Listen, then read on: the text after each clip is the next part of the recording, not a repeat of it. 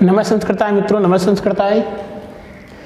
आज अपनी जो क्लास है वो सबसे महत्वपूर्ण टॉपिक ले रहे हैं। आज का भी टॉपिक है जो वैसे व्याकरण का हर टॉपिक अपने आप के अंदर महत्वपूर्ण होता है, लेकिन आज जो हम टॉपिक पढ़ने जा रहे हैं वह बहुत ही इंटरेस्टिंग और महत्वपूर्ण टॉपिक है बोर्ड के लिए मान लीजिए आप, या कंपटीशन क्लास के लिए मान लीजिए। हालांकि देखो ये जो टॉपिक है अपना आज का, इस टॉपिक के बारे में चर्चा करूँ आपको कि इसे बोलते हैं अशुद्धि संशोधनम। अशुद्धि संशोधनम का मतलब होता है कि पहले हम उस वाक्य की अशुद्धि ढूंढेंगे, भाई ये वाक्य शुद्ध है या अशुद्ध है। अब शुद्ध अशुद्ध वाक्य होने के बाद हमें ये मालूम पड़ेगा कि इसमें ये अशुद्धि है, तो हम अशुद्धि को किस प्रकार से दूर कर सकते हैं। तो मतलब जो हमने पहले पुराने टॉपिक पढ़ लिए थे, लकार पढ़ लिए थे, लकार के बाद में हमने शब्दरूप पढ़े, शब्दरूप के बारे में क्रिया है, कर्ता है, इन सब प्रयोगों के बारे में हमने देख लिए हैं। विशेषण पद क्या होते हैं, विशेष्य पद क्या होते हैं, हमने पूरे टॉपिक के बारे में क्लियर कर लिया। अब जो आज का वाक्य है, जो आज का जो टॉपिक है, आज का जो शीर्षक है, उस शीर्षक को हम नाम देंगे अशुद्धि संशोधनम। क्लियर है? तो पहले बोर्ड में हम किस प्रकार से इस प्रश्न को हल करना है, हम बोर्ड के अनुसार चलते हैं, क्योंकि आज की जो मेन तैयारी वो बोर्ड के लायक होगी। तो बोर्ड के अंदर ये मान के चलो, जैसे कॉपी की लाइन है, तो कॉपी की लाइन में हम क्या करेंगे, ये मान लीजिए बोर्ड की कॉपी की लाइन है, और इस कॉपी की लाइन के पास में एक यहाँ पर छोटी लाइन और होती है। तो हमें इस जगह को बिल्कुल नहीं छेड़ना है। और मान लीजिए बोर्ड के अंदर प्रश्न नंबर ये आ गया, 10वां आ गया, तो केवल हमें यहाँ पर क्या लिखना है, केवल 10 लगाने हैं।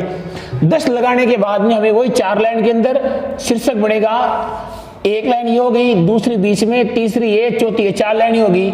उन 4 लाइन के अपन को बॉक्स बनाना है, और बॉक्स में हमें हेडिंग क्या डालना है, उस बॉक्स की हेडिंग होगी अशुद्धि संशोधनम। बड़े बड़े अक्षरों में डालेंगे, खुले खुले लिखेंगे अशुद्धि, और अशुद्धि के बाद लिखेंगे बड़े बड़े अक्षरों में हमेशा गैप देते हुए संशोधनम। क्या लिखेंगे हम? संशोधनम। अशुद्धि संशोधन लिख करके इसको स्केल के द्वारा इस बॉक्स को पूरा कर दो आप। वही चीज जो हमने पहले ली थी, ऊपर भी गैप है, नीचे भी गैप है, साइड में भी गैप है। मतलब ये जो बॉक्स बनाए हमें, ये बॉक्स इन शब्दों के नहीं टकराना चाहिए। और इसकी जो शीर्षक, इसका हेडिंग क्या बनेगा, अशुद्धि संशोधनम बन जाएगा। अब अशुद्धि संशोधनम के अंदर बोर्ड में 3 वाक्य या 4 वाक्य, जितने भी वाक्य बोर्ड के अनुसार आते हैं, हमें क्रम संख्या लगाना है। यहाँ पर ये लगाना है क्रम संख्या, ठीक है ना। इस प्रकार क्रम संख्या लिख करके हमें पहले बोर्ड का वाक्य उतारना है, उसका उत्तर है। लेकिन पहले हम देखें कि अशुद्धि संशोधन के अंदर मेन चीजें क्या क्या आती है। तो अशुद्धि संशोधन में देखो, सबसे पहली चीज हमारे पास में है कर्ता की, क्रिया, कर्म, इन सब की जानकारियां होना। देखो बात यह है कि परीक्षा में लिखा हुआ अशुद्धि संशोधन, तो निश्चित रूप से पक्का है कि भाई जो वाक्य आएगा बोर्ड में वो अशुद्ध आएगा। अब उस अशुद्ध वाक्य को हम शुद्ध कब करेंगे, जब हमें यह तो मालूम हो कि वाक्य में शुद्धि अशुद्धि है क्या चीज। वाक्य के में शुद्धि अशुद्धि मालूम पड़ेगी, उसके बाद तो हम जानेंगे कि वाक्य शुद्ध है या अशुद्ध है। चलो फिर वाक्य अशुद्ध आ गया, आएगा अशुद्धि वाक्य। लेकिन मान लो कई बार ऐसा भी होता है कि शुद्ध वाक्य है और हम क्या करते हैं, उसको शुद्ध मान लेते हैं, और अशुद्ध मान करके उस वाक्य के साथ हम छेड़छाड़ी करते हैं। तो जो शुद्ध वाक्य था वो भी छेड़छाड़ करने से क्या हो जाएगा, अशुद्ध हो जाएगा। हालांकि बोर्ड में अशुद्ध वाक्य आता है, लेकिन कई बार होता है ऐसी बात कि शुद्ध वाक्य है, उसमें लिखा गया कि इसको शुद्ध कीजिए, जबकि वो वाक्य पहले से क्या है, शुद्ध है। तो हमें अशुद्ध वाक्य मालूम पड़ जाए और अशुद्ध वाक्य की अशुद्धि मालूम पड़ जाए, फिर अशुद्धि को हम शुद्ध कैसे करेंगे। हमें लकारों का पूरा ज्ञान होगा, हमें शब्द रूपों का पूरा ज्ञान होगा, हमें संख्यावाची शब्दों का ज्ञान होगा, हमें विशेषण विशेष शब्दों का ज्ञान होगा, हमें कई प्रकार पूरी लकारों का ज्ञान। देखिए आप, कौन सा लकार, पुरुषों का ज्ञान होगा, क्योंकि अगर मान लीजिए कर्ता है उत्तम पुरुष में है और क्रिया आ रही है प्रथम पुरुष में, तो ये तो वाक्य गलती हो जाएगा। तो क्रिया के अनुसार किस प्रकार कर्ता आता है, कई बार कर्ता के अनुसार क्रिया आती है, कई बार कर्म में गलती होती है, कई बार विशेषण शब्दों में गलती होती है। तो इस प्रकार की जो गलतियां हैं, ये छोटी मोटी गलतियां आती है, वो छोटी अनुस्वार की गलती आती है, कई बार वाक्य के अंदर विसर्ग की गलती आ जाती है, लेकिन एक अनुस्वार की छोटी सी बिंदी की गलती होती है, और ये बोर्ड के अंदर में 1 नंबर देके जाती है। कई जी मान लीजिए अनुस्वार नहीं आ रहा है और वहां पर अनुस्वार आ गया, तो वो भी एक अशुद्धि होती है। कई जगह विसर्ग नहीं आना चाहिए, विसर्ग आता है तो वो भी गलती है। कई बार विभक्ति प्रयोग की गलतियां होती है। और सबसे महत्वपूर्ण जो चीज, कारक, हमने पहले कारक का टॉपिक पढ़ा है और कारक के टॉपिक के अंदर हमने ये माना है कि कारक की कौन कौन सी विभक्तियां कहाँ कहाँ होती है, ये भी अशुद्धि वाक्य में आएगा। तो कुल मिलाकर के हमने जितने आज तक जो टॉपिक पढ़ लिए हैं, आज तक जो हमने क्लासें ली हैं, उन सभी क्लासों का एक आज निकल के सार आ रहा है कि अशुद्धि संशोधनम। और ये बहुत ही अच्छा एक टॉपिक आज वाला, इंटरेस्टिंग टॉपिक है। हमें वाक्य को शुद्ध करके कैसे लिखना है, देखिए वाक्य बोर्ड में लिखा आएगा, हमें उस वाक्य को पहचानना है कि अशुद्धि क्या है। अब दूसरी बात यह है कि जो अशुद्धि लिखी हुई आएगी, उस अशुद्धि में कई बार तो क्या होता है, बोर्ड के जो वाक्य होता है उसके अंदर अंडरलाइन होती है, और कई बार क्या होता है अंडरलाइन न देख करके उस वाक्य को वो गहरा काला कर देता है, तो हमें अशुद्धि पहचानने में आती है। कई बार अंडरलाइन होती है तो हमें अशुद्धि पहचानने में आती है, और कई बार अशुद्धि में ऐसा वाक्य आता है कि न तो वो गहरा काला देता है और नहीं वो अंडरलाइन देता है, फिर भी हमें उस वाक्य की अशुद्धि को पहचानना होता है, और वाक्य की अशुद्धि को पहचान करके हमें उस अशुद्धि को दूर करना होता है। तो इस प्रकार ये टॉपिक लंबा है आज वाला भी, लेकिन बहुत ही अच्छा है और इंटरेस्टिंग टॉपिक है, बहुत ही बढ़िया टॉपिक है। आप भी इस जो वाक्य जो मैं बोर्ड पे आएंगे आपके सामने लगभग 100, 102, 120 वाक्य, 120 तो वाक्य लेकिन 100 के आसपास वाक्य आज वाले, तो उन वाक्य को मेरे पहले आप अशुद्ध करके किस प्रकार से उनको शुद्ध करके आप लिख सकते हो भाई अशुद्धि क्या है, तो बहुत अच्छी है। आगे से आगे आप इनके उत्तर देते रहिए, पीछे पीछे मैं आपके आंसर बता रहा हूं, या फिर आप आंसर एक बार सुन लो, दूसरी बार आप खुद इस वीडियो के माध्यम से अपना टेस्ट ले सकते हो। है कि नहीं है भाई, जो वाक्य मालिक मैं बता रहा हूं तो मेरे पहले आप इन वाक्यों को बताओ, आप इनका टेस्ट ले सकते हो, है कि नहीं। तो मैं देखता हूं पहला वाक्य, लेकिन हमें ध्यान रखना कि जिस प्रकार मैं कर रहा हूं उसके आगे आगे आप चलते रहो, क्योंकि आप आगे आगे चलते रहोगे तो आपको नया रास्ता मिलता रहेगा, और अगर आप मेरे साथ साथ रहोगे, मेरे पीछे रहोगे तो काम नहीं, आपको मेरे आगे रहना हमेशा ही। तो कोहरे से केवल हमें देखो, कोहरे से केवल हमें एक चीज सीखने को मिलती है कि जिंदगी में जब दूर का दिखाई देना बंद हो जाए, जिंदगी में जब दूर का देखना दिखाई बंद हो जाए तो एक एक कदम आगे रखिए, रास्ता अपने आप खुल जाएगा। आप मेरे साथ एक एक कदम बढ़ाते रहिए, रास्ता अपने आप मिलता रहेगा, क्योंकि मैं आपके साथ हूं, और जब मैं आपके साथ हूं तो फिर आपको घबराने की आवश्यकता नहीं है। मेरे साथ साथ चलिए, एक बार मैं आपके साथ साथ चलूंगा, अगली बार के अंदर जब आप इस वीडियो को देखोगे, इस क्लास को देखोगे तो फिर आपको अकेले चलना होगा। एक बार मैं आपके साथ हूं, अगली बार मैं आपको अकेला चलना, क्योंकि बोर्ड के अंदर ये चीज है, अरे भाई क्लास के अंदर हम आपके साथ हैं, क्लास का जो आपके जो डाउट्स होते हैं उनके अंदर हम आपके साथ हैं, और एग्जाम सेंटर तक हम आपके साथ हैं, लेकिन एग्जाम सेंटर में फिर आप अकेले हैं, आपको अकेले पेपर करना होगा, आपको अकेले साहस करना होगा, और वहां पर लड़ाई को जीतना होगी, वहां पर जंग जीतनी होगी, और सफलता को वहां पर प्राप्त करना होगा।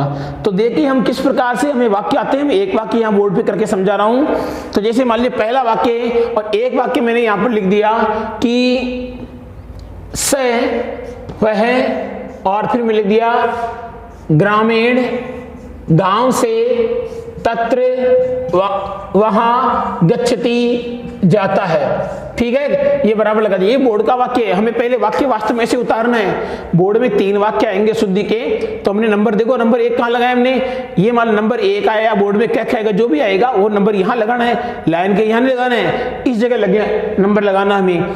फिर हमने लिख दिया से ग्रामीण तत्र गच्छति, हमें वाक्य पूरा उतारना है। इस वाक्य की जो शुद्धि है वो नीचे बनानी है। तो इस वाक्य में पहले ये चीज होगी, न तो अंडरलाइन आई, न इसमें गहरा काला पद आया, तो हम अशुद्धि पहचानेंगे कैसे। तो अगर हमने कारक पढ़ा है तो हम इस वाक्य की अशुद्धि पहचान सकते हैं, और अगर हमने कारक नहीं पढ़ा है तो वह हम इसकी अशुद्धि बिल्कुल भी नहीं पहचान सकते। तो हमें कारक वाले जो विभक्तियां हैं तो वो ध्यान से देखो, वाक्य लिखा हुआ क्या है, वाक्य लिखा हुआ कि से ग्रामीण तत्र गच्छति, मतलब वह गांव से वहां जाता है, वह गांव से वहां जाता है। तो वह गांव से वहां जाता है तो इसका मतलब गांव से क्या हो रहा है, अलग हो रहा है। तो अगर वो गांव से अलग हो रहा है तो ये देखिए गांव से अलग, तो अलग किसी गांव से हो रहा है, तो गांव के अंदर कौन सी विभक्ति आनी चाहिए थी, अरे पंचमी, पृथक योगे ध्रुवम अपाई अपादानम के अनुसार वहां पर पंचमी विभक्ति का प्रयोग होता है, क्योंकि वो अलग जिस स्थान से अलग हो रहा है, जिस वस्तु से अलग हो रहा है, वहां पर पंचमी आनी चाहिए, जबकि यहाँ पर क्या आ गई, तीसरी आ गई। तो इसका मतलब हमें ग्रामीण यहाँ से हटाना है और नया वाक्य क्या बनाना है, स ग्रामात तत्र गच्छति, वह गांव से। हालांकि इसकी हम हिंदी करेंगे तो स का मतलब वह, ग्रामीण का मतलब गांव से, तत्र का मतलब वहां, गच्छति का मतलब जाता है, तो हमें कोई गलती नजर नहीं आएगी। लेकिन अगर हमारे पास में व्याकरण का नॉलेज है, अगर हमें कारक का नॉलेज है, हमें कारक का ज्ञान है, तो हम बता सकते हैं कि ये वाक्य गलत है। और ये वाक्य गलत कहाँ हो गया, यहाँ पर ग्रामीण नहीं आना चाहिए था। हालांकि ग्रामीण का मतलब ही गांव से होता है, और जो जाने वाला गांव है वहां पर भी मतलब ही गांव से होता है। लेकिन यहाँ पर तृतीया न करके कौन सी विभक्ति आएगी, पंचमी आएगी। हम वाक्य को शुद्ध करके बोर्ड में कैसे लिखेंगे, हम वाक्य को बोर्ड में लिखेंगे से, फिर लिखेंगे हम से की जगह, से के बाद में लिखेंगे फिर ग्रामात, और ग्रामात के बाद लिखेंगे तत्र, और तत्र के बाद लिखेंगे हम गच्छति। इस प्रकार से वाक्य को दोबारा लिखेंगे, ठीक है ना। से ग्रामीण तत्र गच्छति वाक्य शुद्ध वाक्य है। हमने शुद्ध क्या बनाया, से ग्रामात तत्र गच्छति। ये वाक्य बिल्कुल सही है, चाहे व्याकरणिक दृष्टि से मान लीजिए या किसी भी दृष्टि से मान लीजिए। ये जो वाक्य अपने सामने है ये पूरा का पूरा कंप्लीट सही वाक्य है। इसके बाद में हमें यहाँ पर लाइन छोड़नी है। देख लो लाइन कहाँ से खींची है, फिर इसके नंबर वाक्य नंबर 2 या वाक्य नंबर 6 वैसे वाक्य लिखेंगे, वैसा इसका उत्तर लिखेंगे। अगर मान लो बोर्ड में अंडरलाइन आती है तो ये लो इसके अंडरलाइन आ गई, फिर भी हमें वाक्य पूरा लिखना पड़ेगा, ठीक है ना। तो ये तो एक करने का इसका तरीका था जो मैंने आपको समझा दिया है। अब आगे जो उदाहरण आएंगे, ये उदाहरण में एक एक करके आपको पूरे उदाहरण समझाए जाएंगे, किस प्रकार से पूरे उदाहरण करने हैं। तो ये हमारा तरीका था। तरीके के बाद में हमने देखा है कि ये वाक्य था से ग्रामीण तत्र गच्छति, कि वह गांव से वहां जाता है। तो ग्रामीण में यहाँ पर कौन सी विभक्ति लगी हुई है, यहाँ ग्रामीण के जो विभक्ति लगाई गई है वो तीसरी विभक्ति है। लेकिन हालांकि तीसरी विभक्ति का मतलब भी सही होता है, लेकिन यहाँ पर ग्रामीण नहीं आना चाहिए, क्योंकि ग्रामीण अगर यहाँ पर आ गया तो ये तो वाक्य की दृष्टि से बिल्कुल ही गलत वाक्य हो गया। तो यहाँ पर हमने कारक के अनुसार कौन सी विभक्ति लगाई है, तो हमने कारक के लगाया ग्रामीण जो था, उस ग्रामीण की जगह हमने क्या कर दिया है, ग्रामात कर दिया। और ग्रामात के बाद अगले तत्र, और तत्र के बाद लिखा गच्छति, वह गांव से वहां जाता है। तो इस प्रकार ये वाक्य अशुद्धि थी वो कंप्लीट दूर हो गई। अब हमें आगे एक से लगाकर पूरे जो 102 या 100 वाक्य हैं उनको एक एक करके हम उतारते हैं। तो आगे जो अपना वाक्य है ये आपके सामने पूरे कंप्लीट वाक्य हैं। अभी हमारे सामने 39 वाक्य हैं। पहले हम 39, देखो टॉपिक इतना बढ़िया है कि आपके सामने अशुद्धियां पड़ी हुई है, इन अशुद्धियों को दूर करना है, और अशुद्धियों को दूर करते हुए हमें इनकी अशुद्धि को भी जो सही करके लिखना हमें। तो हमने तरीका बता दिया किस प्रकार से बोर्ड के अंदर वाक्य आएगा, बोर्ड के वाक्य को किस प्रकार से नंबर लगाना है, कहाँ नंबर लगाना है, कहाँ बॉक्स बनाना है। अगर ये चीजें नहीं की तो नंबर पूर्ण रूप से काटे जा सकते हैं, और काटे जा सकते हैं या काटे जाएंगे मान लीजिए आप। बोर्ड की अपनी मर्जी है कि बोर्ड नंबर दे नहीं दे, लेकिन स्कूल स्तर पर अगर आपका प्री बोर्ड वगैरह कुछ भी लगता है तो यहाँ तो नंबर जो मार्किंग आपकी वो बोर्ड के अनुसार हार्ड मार्किंग होती है। तो देखिए पहली चीज है मैं आपको बता रहा हूँ कि अपना जो वाक्य है, वाक्य नंबर 1, पहला वाक्य कौन सा वाक्य है, पहला वाक्य आपके सामने दिया हुआ है श्यामः नेत्रात् कार्णे अस्ति। तो देखिए मैं कह रहा हूं जिन जिन वाक्यों की अंडरलाइन आवश्यकता होगी मैं उनकी अंडरलाइन बताऊंगा, यहाँ अंडरलाइन भाई आना ही चाहिए, या कोई ये सस्पेंस वाला प्रश्न आ गया है। हमारे सामने पहला वाक्य क्या है, हमारे सामने पहला वाक्य दिया हुआ है कि श्यामः नेत्रात् कार्णे अस्ति। हमें इस वाक्य को देखते ही अशुद्धि मालूम हो रही है, और यहाँ पर अशुद्धि एक ही जगह हो रही है। कई के बार ऐसा आता है कि हमें अशुद्धियां दो जगह दिख रही है, लेकिन बोर्ड में 2 जगह अशुद्धि वाक्य में अलग अलग नहीं आती है। बोर्ड में जो अशुद्धि आएगी वो एक ही जगह आएगी। या तो हो सकता है कि 2 अशुद्धियां एक जगह आती है, या 2 अशुद्धियां अलग अलग कभी अशुद्धि नहीं आती है। अशुद्धि हमेशा बोर्ड के अंदर एक होती है, उस अशुद्धि को हमें दूर करके लिखना है। तो इस वाक्य में अशुद्धि केवल एक ही है, तो कंफ्यूज की स्थिति नहीं है। भाई अंडरलाइन नहीं आई, कोई दिक्कत नहीं, अंडरलाइन नहीं आई तो अंडरलाइन नहीं आई, या स्थूल पदानी मतलब गहरा काला पद, ये जरूरी नहीं इसके अंदर वाक्य के अंदर। अगर नहीं भी आई तो हम इस वाक्य की अशुद्धि को पहचान सकते हैं। श्यामः नेत्रात् कार्णे अस्ति, अगर हमें कारकों का पूरा ज्ञान होगा तो हमें ये मालूम हो सकता है कि इस वाक्य को देखते हमें मालूम होगा कि ये वाक्य कहाँ गलत है। तो देखिए इस वाक्य में लिखा हुआ क्या है, श्यामः है, फिर लिखा हुआ नेत्रात्, फिर लिखा हुआ कार्णे, फिर लिखा अस्ति। अगर हमें यह पता है कि ये नांग विकार के अनुसार अंग विकार के अंदर तीसरी विभक्ति का प्रयोग होता है। अरे भाई अंग विकार में तृतीय विभक्ति का प्रयोग होगा, तो तृतीय विभक्ति, अरे श्याम काणा है तो श्याम काणा किससे है, आंख से काणा है, इसका मतलब उसमें अंग विकार आ गया। और जब उसमें अंग विकार आ गया आंख के कारण आया है, भाई अंग विकार का कौन से अंग में विकार है, आंख से विकार है, तो आंख के अंदर कौन सी विभक्ति आएगी, तो हमें नेत्रात् की जगह वहां पर क्या करना है, नेत्रेण। दूसरी चीज एक और बता रहा हूं मैं, अगर आप इस वाक्य की हिंदी करोगे शाम का शाम हो जाएगा, नेत्रात् का मतलब आंख से होता है, काणे का मतलब काणा होता है, अस्ति का मतलब हमें वाक्य में कहीं भी अशुद्धि दिखाई नहीं देगी अगर हम इसकी हिंदी करेंगे। तो अगर हमें व्याकरणिक ज्ञान पूरा है, हमें व्याकरण का पूरा नॉलेज है, तो हम कह सकते हैं कि इस नेत्रार्थ में क्या है, इस नेत्रार्थ में गलत है, और इस नेत्रार्थ की जगह क्या आएगा, नेत्रेण, और वाक्य नया क्या बनेगा, श्यामे है नेत्रेण कार्णे अस्ति। बताइए कितना सरल प्रश्न था, गलती हमारे सामने थी, लेकिन हमें व्याकरण का नॉलेज ही नहीं था, आज तक किसी ने बताया नहीं, ये हमने पहले कारक पढ़े ही नहीं। तो भाई अगर कारक नहीं पढ़े तो ये गलती तो फिर आपकी है, या फिर अगर आपको कारक नहीं पढ़ाए तो ये गलती पढ़ाने वाले की है, क्योंकि ये टॉपिक तो ग्रामर का टॉपिक तो है व्याकरण में, और आपके कोर्स में भी है, आपके पेपर में भी है। वाक्य नंबर 2 देखते हैं, मोहना भिक्षुकम वस्त्रम ददाति। देखिए अगर हम वाक्य की हिंदी करेंगे, बिना व्याकरण नॉलेज के अगर हिंदी करते हैं तो ये वाक्य कहीं भी गलत नजर ही आएगा, कहीं भी बिल्कुल गलत नजर नहीं आएगा। मोहना की जगह क्या हो गया, मोहना हो गया, भिक्षुकम के मतलब क्या हो गया, भिक्षुक को हो गया, वस्त्रम का मतलब वस्त्र हो गया, ददाति का मतलब देता हो गया। तो मोहन भिखारी को वस्त्र देता है, ये वाक्य बिल्कुल सही दिखाई दे रहा है, क्योंकि भिक्षुकम का मतलब भिखारी कोई तो हो गया ना, कर्ता अनेर कर्म को, तो भिक्षुकम का मतलब भिखारी को हो गया। तो भाई ये वाक्य व्याकरण की दृष्टि से बिल्कुल अशुद्ध है, क्योंकि दा धातु के योग में चतुर्थी विभक्ति का प्रयोग होता है, ये हमने पहले पढ़ा है, संप्रदान संज्ञा होती है उसकी। तो देखो मोहन भिखारी को वस्त्र देता है, मोहन देने वाला तो मोहन है, लेकिन मोहन वस्त्र किसको दे रहा है, मोहन वस्त्र भिखारी को दे रहा है, तो भिखारी की कौन सी विभक्ति लगेगी, चतुर्थी लगेगी, दा धातु योगे। आप इस टॉपिक के साथ साथ आपके एक टॉपिक का और ज्ञान हो रहा है, आप एक टॉपिक की तैयारी और कर रहे हो, कौन सी की, विभक्ति कारण की भी तैयारी कर रहे हो। भैया तो भिक्षुकम बिल्कुल ही गलत आ गया, यहाँ तो बिल्कुल वास्तव में दिख रहा है। तो यहाँ पर भिक्षुकम की जगह क्या आ जाएगा, फिर भिक्षुकाय आ जाएगा, क्या आ जाएगा, भिक्षुकाय। अंडरलाइन करने की यहाँ पर आवश्यकता ही नहीं है, क्योंकि यहाँ पर सस्पेंस का कोई मामला ही नहीं है, साफ साफ हमें अशुद्धि दिखाई दे रही है कि भिक्षुकम की जगह क्या आएगा, भिक्षुकाय। क्यों आएगा, क्योंकि दा धातु योग्य चतुर्थी विभक्ति प्रयोग है अभवत, दा धातु के योग के अंदर चतुर्थी विभक्ति का प्रयोग होता है, तत्र संप्रदान संज्ञा भवति, वहां पर संप्रदान संज्ञा होती है, और यत्र संप्रदान संज्ञा भवति तत्र चतुर्थी विभक्ति प्रयोग है भवति, जहां पर संप्रदान संज्ञा होती है वहां पर चतुर्थी विभक्ति का प्रयोग भी किया जाता है।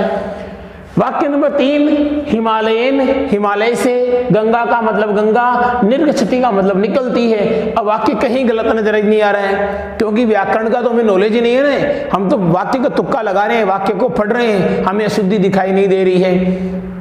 तो वाक्य क्या है, हिमालयन का मतलब हिमालय से, गंगा का मतलब गंगा, निर्गछति का मतलब निकलती है। तो वाक्य हमें कहीं भी गलत नजर नहीं आ रहा है, क्योंकि हिमालय से गंगा निकलती है, वाक्य हिंदी ही हो रही है। जबकि पृथक योगे, अरे पृथक के ध्रुवम अपाय अपादानम, पृथक के योग में कौन सी विभक्ति का प्रयोग होता है, ऐसा पृथक के योग के अंदर पंचमी विभक्ति का प्रयोग होता है, अपादान संज्ञा होती है, और यत्र अपादाने तत्र पंचमी, जहां पर अपादान होता है वहां पर पंचमी विभक्ति का प्रयोग भी किया जाता है। तो यहाँ पर हिमालयन की जगह क्या हो जाएगा, हिमालयात, हिमालयात गंगा प्रभवती, हिमालय से गंगा निकलती है। क्लियर है, हिमालयात, क्या करोगे, हिमालयात। वाक्य नंबर 4 में आ जाओ, वाक्य नंबर 4 में क्या है, अस्मिन एव, इसी विद्यालय, विद्यालय में अहम पठन्ति, अहम पठन्ति का मतलब में, पठन्ति का मतलब पढ़ते हैं। तो ये वाक्य, इसमें क्रिया की गलती है, इसमें क्रिया संबंधी, इसमें कारक की गलती नहीं है, इसमें क्रिया संबंधी गलती है। तो इसमें कर्ता कौन है, अस्मिन ए विद्यालय अहम पठन्ति, इसमें कर्ता कौन है, अहम कर्ता है, और अहम उत्तम पुरुष का एक वचन है, तो पठन्ति की जगह पठन्ति लट लकार है, तो जो इसकी अशुद्धि शुद्ध करके लिखेंगे वो लट लकार के अंदर ही वापस आएगी। तो यहाँ पर पठन्ति की जगह क्या आ जाएगा, पठामी, क्या आ जाएगा, पठामी आ जाएगा। ये हो जाएगा अस्मिन एव विद्यालय, इसी विद्यालय में अहम पठामी, मैं पढ़ता हूँ। क्लियर है ना, यहाँ पर पठन्ति की जगह क्या आ जाएगा, पठामी आ जाएगा। क्लियर है बिल्कुल। आगे वाक्य नंबर 5, वाक्य नंबर 5 कहता है कि ऐसा कन्या गुणवान अस्ति। अब वही बात होगी कि साहब अगर हम हिंदी पढ़ेंगे तो हमें गलती कहीं नहीं आएगी। ऐसा का मतलब होता है यह है, कन्या का मतलब होता है कन्या, गुणवान का मतलब होता है गुणवान, अस्ति का मतलब होता है। तो वाक्य को पढ़ने से तो हमें गलती दिखती नहीं है, और गलती क्यों नहीं दिखेगी, क्योंकि हमारे पास में आंखें नहीं है। कौन सी आंखें नहीं है, व्याकरण ज्ञान की आंखें नहीं है। अगर व्याकरण ज्ञान की आंखें होगी तो हम इस वाक्य को तो देखते पहचान लेंगे कि किसने कैसा वाक्य लिखा, गलत वाक्य उतार दिया। तो ये तो आंखों से जो अंधा आदमी है, लेकिन व्याकरण का अगर नॉलेज है तो वो तो अंधा आदमी बता देगा कि इसमें क्या गलती लिखी हुई है। अगर व्याकरण का नॉलेज है तो। इसमें गलती कहाँ है? इसमें गलती विशेषण पद में गलती है। अरे भाई ऐसा कन्या, यह कन्या अस्ति है, लेकिन ऐसा कन्या स्त्रीलिंग हो गई और जो गुणवान शब्द है वो तो पुल्लिंग हो गया। अगर कन्या गुणवान थोड़ी होती है, कन्या तो गुणवती होती है, तो यहाँ पर गुणवान की जगह क्या आएगा? गुणवती। ऐसा कन्या गुणवती अस्ति, यह कन्या गुणवती है, यहाँ पर गुणवान की जगह क्या हो जाएगा? गुणवती। ये शुद्धि इसमें, ठीक है ना, गुणवती आता है यहाँ पर। गुणवती में क्या लिखते हैं हमें? गुणवती, ती की मात्रा बड़ी, ठीक है। इसके अंदर पढ़ते हैं गुणवती मतु प्रति। राम है सरात रावणम हंती। भाई साहब इसकी अगर हिंदी करेंगे तो हमें गलती कहीं नजर नहीं आ रही है। रामे का मतलब राम, सरात का मतलब बाण से, रावणम रावण को, हंती मारता है। हंती बिल्कुल सही ध्यान रखना, मतलब हंती बहुवचन है। हंती जो क्रिया है वो एक वचन की क्रिया है, तो ये तो गलती नहीं है, मैं पहले बता देता हूँ। इसकी जो मेन गलती है वो इसकी गलती कहाँ आएगी? सरात में गलती है। क्यों गलती है? क्योंकि राम है वो रावण को तो मार रहा है, लेकिन रावण को मारने का माध्यम क्या है? सरात। सरात का मतलब होता है बाण से, और माध्यम योगे तृतीय विभक्ति। साधकतम करणम, माध्यम योगी तृतीय विभक्ति। माध्यम के योग में कौन सी विभक्ति का प्रयोग किया जाता है? माध्यम के योग के अंदर तृतीय विभक्ति का प्रयोग किया जाता है। तो सरात की जगह क्या हो जाएगा? सरेण। क्या हो जाएगा? सरेण।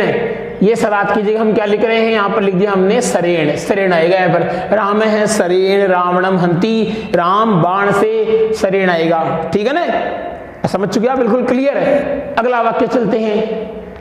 पिता सह पुत्र गच्छति। देखिए अगर विभक्ति प्रयोग पता है हमें और कारक पता है, शब्द रूप पता है, तो हम तुरंत इसकी गलती को पकड़ लेंगे। बिल्कुल ही हार्ड टॉपिक है ही नहीं, इतना इजी टॉपिक है आज का। सबसे ये मान के, सबसे सरल टॉपिक है आज वाला, ये मान के चलो आप। अगर हमें व्याकरण का नॉलेज है तो, अगर व्याकरण का नॉलेज ही नहीं है तो फिर आंखें बंद करके बैठ जाना चाहिए, बस राम राम जपो, ठीक है नहीं है। अगर व्याकरण का नॉलेज सब कुछ अच्छा है तो हम इस टॉपिक को आगे से आगे करते रहेंगे। इंटरेस्टिंग टॉपिक है, करने के अंदर मजा भी आएगा अगर में पूर्व चीजों का ज्ञान है तो, ठीक है ना। तो यहाँ लिखा पिता से पुत्र गच्छति। भाई साहब गलती सीधी सीधी हमें साफ दिख रही है कि पिता यहाँ पर गलती हो गया, क्योंकि ये सह शब्द हैं और सह शब्द के साथ तृतीय विभक्ति का प्रयोग किया जाता है। तो पिता शब्द की, अब ये भी हमें मालूम हो गया कि भाई सह शब्द के साथ तृतीय विभक्ति का प्रयोग किया जाता है, लेकिन हमें पिता की तृतीय विभक्ति बनाना नहीं आता है, तो फिर वो समस्या और हो गई। पहली समस्या तो हमने कैसे हल कर ली, भाई सह के शब्द के अंदर तृतीय विभक्ति का प्रयोग होता है, चलो ये तो हमें आ गया। लेकिन अब ये नहीं आया कि पिता शब्द की तृतीय विभक्ति क्या होती है, तो हमने आपको पिता शब्द के जो शब्द रूप है उसके अंदर पिता शब्द लिखा रखा है, पितृ शब्द। पिता शब्द की तृतीय विभक्ति होती है पित्रा। क्या होती है? पित्रा होती है। तो यहाँ पर आएगा पित्रा सह पुत्र गच्छति। पित्रा का मतलब हो गया पिता के, सह का मतलब साथ, और पुत्र का मतलब पुत्र, गच्छति का मतलब जाता है। तो पिता शब्द की तृतीय विभक्ति क्या हो गई? पित्रा हो गई, पित्रा हो गई, ठीक है ना। ये बिल्कुल सही। त्वम तत्र गच्छति, ये बिल्कुल रोंग वाक्य आ गया। त्वम तत्र गच्छति, तुम वहां जाता है, तो ये तो गलती हो गया, तुम वहां जाता है। तो अब इसमें हम गलती क्या मानेंगे? इसमें त्वम, देखो कई कंफ्यूज हो गई, कसर अगर हम वहां पर सह कर दें तो वाक्य सही हो सकता है। भाई यहाँ पर सह कर देंगे तो सह तत्र गच्छति, लेकिन वैसा सह की जगह यहाँ पर सा भी तो हो सकता है, सा की जगह राम भी तो हो सकता है, गोपाल भी हो सकता है, कृष्ण भी हो सकता है, कुछ भी हो सकता है, लता हो सकती है, मनीषा हो सकती है, कुछ भी हो सकती है। लेकिन वहां वाली गलती तो बहुत कुछ हो सकती है, लेकिन यहाँ वाली गलती एक ही होगी। त्वम जो करता है उसके अनुसार हमने यहाँ क्या लगा दिया? गच्छसि, त्वम तत्र गच्छसि। बताओ यहाँ पर कोई और गलती हो सकती है क्या? नहीं हो सकती। माना अगर यहाँ पर सह सही है, माना सह सही है, लेकिन बोर्ड के आंसर की में सा आ गया, तो क्या करोगे आप? सा कर सकते हैं। लेकिन यहाँ पर गच्छसि आ गया तो बोर्ड में कोई चेंज नहीं होगा, गच्छसि आएगा, और कोई विकल्प भी नहीं है बोर्ड के बाद देने के लिए, क्योंकि हम लकार तो चेंज कर ही नहीं सकते। जिस लकार में गलती है उसी लकार में सही करना है। ये वाक्य ऐसा है। तो यहाँ पर जो गलती है वो कौन सी गलती है? क्रिया संबंधी गलती है। यहाँ पर क्या आएगा? गच्छसि, त्वम तत्र गच्छसि। क्लियर है ना? अरे भाई समझ में आया नहीं? यहाँ बिल्कुल समझ में आने वाली चीज है, इतना हार्ड टॉपिक है नहीं, मैं पहले से बता रहा हूँ, बिल्कुल इजी टॉपिक है। इंटरेस्ट के साथ इसको पढ़ते रहो। ग्रामस्य परितः वृक्षा सन्ति। कितना अच्छा वाक्य है। ग्रामस्य का मतलब हो गया गांव के, परितः का मतलब हो गया चारों ओर, वृक्षा का मतलब वृक्ष, सन्ति का मतलब है। वाक्य में गलती तो कहीं नजर ही नहीं आ रही है, अंडरलाइन की आवश्यकता ही नहीं है। और गहरे काले पद की भी आवश्यकता नहीं है, फिर भी हमें तो गलती इसमें दिख रही है। भाई ग्रामस्य परितः वृक्षा सन्ति, ग्रामस्य का मतलब हो गया गांव के, परितः का मतलब हो गया चारों ओर, वृक्ष का मतलब हो गया वृक्ष, और संति का मतलब हो गया है। लेकिन परितः के योग में विभक्ति कौन सी आती है? परितः का मतलब होता है चारों ओर, और जिसके चारों ओर वहां पर कर्मणी संज्ञा होती है, कर्म संज्ञा होती है, का मतलब वहां पर द्वितीय विभक्ति का प्रयोग होता है। इसलिए वहां पर वाक्य क्या बनेगा? ग्रामम परितः। अरे बनेगा नहीं बनेगा, ग्रामम परितः है तो इसका वाक्य बनेगा ग्रामम परितः वृक्षा सन्ति, गांव के चारों ओर वृक्ष हैं। तो यहाँ पर ग्रामस्य की जगह क्या आएगा? ग्रामम आएगा। ठीक है ना। बालक है मातरम स्मृति, तो बालक है मातरम, बालक का मतलब बालक हो गया, मातरम का मतलब हो गया माता को, स्मृति का मतलब याद करता है। हमें वाक्य की गलती कहीं नजर नहीं आ रही है बिना व्याकरण नॉलेज की, लेकिन व्याकरण का नॉलेज है तो हम देखते ही इस वाक्य को हंस पड़े कि ये वाक्य तो बिल्कुल ही गलत है। और गलती क्यों है? स्मृति धातु के योग के अंदर षष्ठी विभक्ति का प्रयोग होता है। स्मृति धातु के अंदर कौन सी प्रयोग होता है? षष्ठी विभक्ति का प्रयोग होता है। तो यहाँ पर क्या बनेगा फिर? बालक है मातु है, माता शब्द की षष्ठी क्या होती है? मातु है होता है। तो बालक है मातु है स्मृति, माता शब्द की षष्ठी विभक्ति क्या होती है? मातु है होती है, मात्र शब्द नहीं है। तो बालक है की जगह बालक आ जाएगा, मातरम की जगह मातु है, स्मृति का मतलब याद करता है। अगला वाक्य आ गया स बालिका अस्ति। हाँ, यहाँ कंफ्यूज की स्थिति हो सकती है, यहाँ दो तरीका है, लेकिन यहाँ पर हम गलती पहले वाली गलती सही करेंगे। भाई इसके अंदर गलती देखो, स बालिका अस्ति, अब स तो पुल्लिंग हो गया और बालिका स्त्रीलिंग हो गया, तो ये भी तो हो सकता है स बालक अस्ति, ये भी तो सही हो सकता है। लेकिन इसके अंदर कंफ्यूज नहीं होना है, पहले वाली गलती उसको सही कर दो आप। तो पहले वाली गलती कौन सी आ गई? हमने वहीं पर सा कर दिया। भाई स की जगह हमने क्या कर दिया? सा कर दिया, क्योंकि स की जगह हम लता तो कह नहीं सकते, स सर्वनाम शब्द है, तो यही सर्वनाम शब्द यहाँ आप दोबारा लगा देंगे तो गलती वाली गुंजाइश ही पैदा नहीं होती है। तो हमने यहाँ पर स की जगह क्या कर दिया है? सा बालिका अस्ति। इसमें गलती कौन सी है? विशेषण और विशेष्य की गलती है, सर्वनाम संबंधित त्रुटि है यहाँ पर, तो हमने कर दिया सा बालिका अस्ति। क्लियर है। वाक्य नंबर 12, स नगरम बस्ती, ये गलत है। स नगरम बस्ती, वह नगर को रहता है, गलत हो गया। तो यहाँ पर आधार है, आधार योग के अंदर कौन सी विभक्ति आती है? सप्तमी होता है, और सप्तमी के अंदर वह नगर में रहता है, तो इसका आधार कहाँ हो गया? इसका आधार हो गया नगर में। तो यहाँ पर नगर की जगह क्या हो जाएगा? नगरे। स नगरे बस्ती, वह नगर में रहता है, होगा नहीं होगा? नगरे हो जाएगा, बस इतना ही गलती है। छात्रों पठन्ति, इसमें हम कुछ भी सही कर सकते हैं, लेकिन हम चाहते हैं पहली वाली गलती को शुद्ध कर दें। अगर अंडरलाइन मान लो पठन्ति पर है तो हम पठतः कर देंगे, पठतः हो जाएगा, क्योंकि छात्र दो ही है तो इसको पठतः कर देंगे। लेकिन अगर गलती अंडरलाइन किसी में नहीं है तो फिर छात्रों को सही कर दो। पठन्ति यहाँ पर बहुवचन है तो हम इसको बहुवचन बना देंगे, तो यहाँ पर क्या आ जाएगा? फिर छात्रा है, यह हो जाएगा पठन्ति, तो वाक्य गलती है ही नहीं है।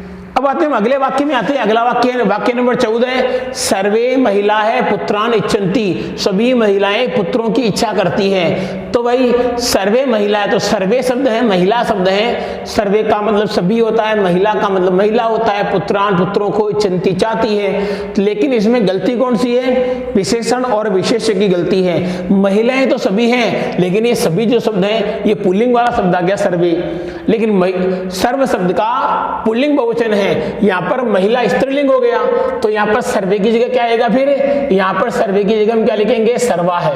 हम लिखेंगे सर्वा है महिला है, हम क्या लिखेंगे यहाँ पर? सर्वा है महिला है, सर्वा है महिला है पुत्रान इच्छन्ति। क्लियर हो गया। तो यहाँ पर गलती सर्वे में हो गया। स अपि खादिष्यति, जो क्या लिखा हुआ है? स अपि खादिष्यति, वह भी खाएगा। अब बताओ यहाँ पर स अपि खादिष्यसि है, यहाँ पर खादिष्यसि, ठीक तो शुद्धि पहले आपकी दूर हो गई। स अपि खादिष्यति, खादिष्यसि, वह भी खाएगा। अब इसके अंदर अशुद्धि देखो कंफ्यूज वाली है, हम इसको भी सही कर सकते हैं, इसको भी सही कर सकते हैं, दोनों में से हमें एक अशुद्धि। अगर हम इसको अंडरलाइन, यहाँ अंडरलाइन आ गई तो हम यहाँ क्या कर देंगे? त्वम कर देंगे, त्वम अपि खादिष्यसि, तो वाक्य बिल्कुल सही हो जाएगा।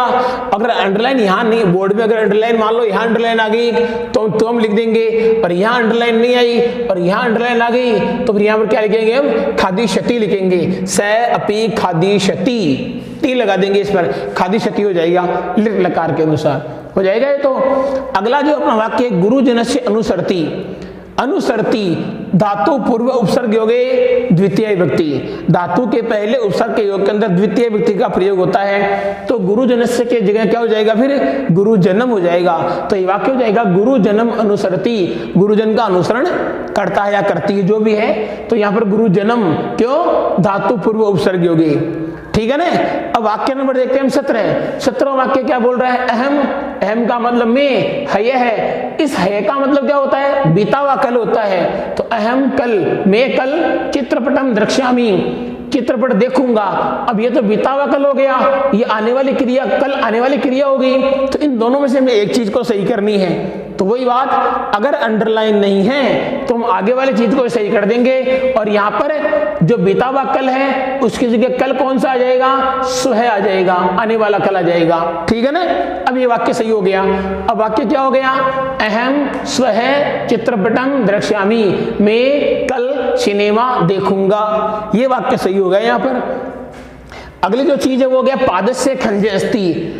पादस्य खंजे अस्ति, हमें खंजे शब्द देखते ही मालूम होता है कि अंग विकार आ गया, और अंग विकार के योग के अंदर तृतीय विभक्ति का प्रयोग हो गया। जहां पर अंग विकार होता है हम वहां पर कौन सी विभक्ति का प्रयोग करते हैं, हम वहां पर तृतीय विभक्ति का प्रयोग करते हैं, निश्चित है ये चीज, क्योंकि येनांग विकार के अनुसार वहां पर कर्ण संज्ञा होती है, और जहां पर कर्ण संज्ञा होती है वहां पर तृतीय विभक्ति का प्रयोग भी किया जाता है। तो यहाँ पर क्या हो जाएगा, पादेन खंजे अस्ति, ठीक है ना।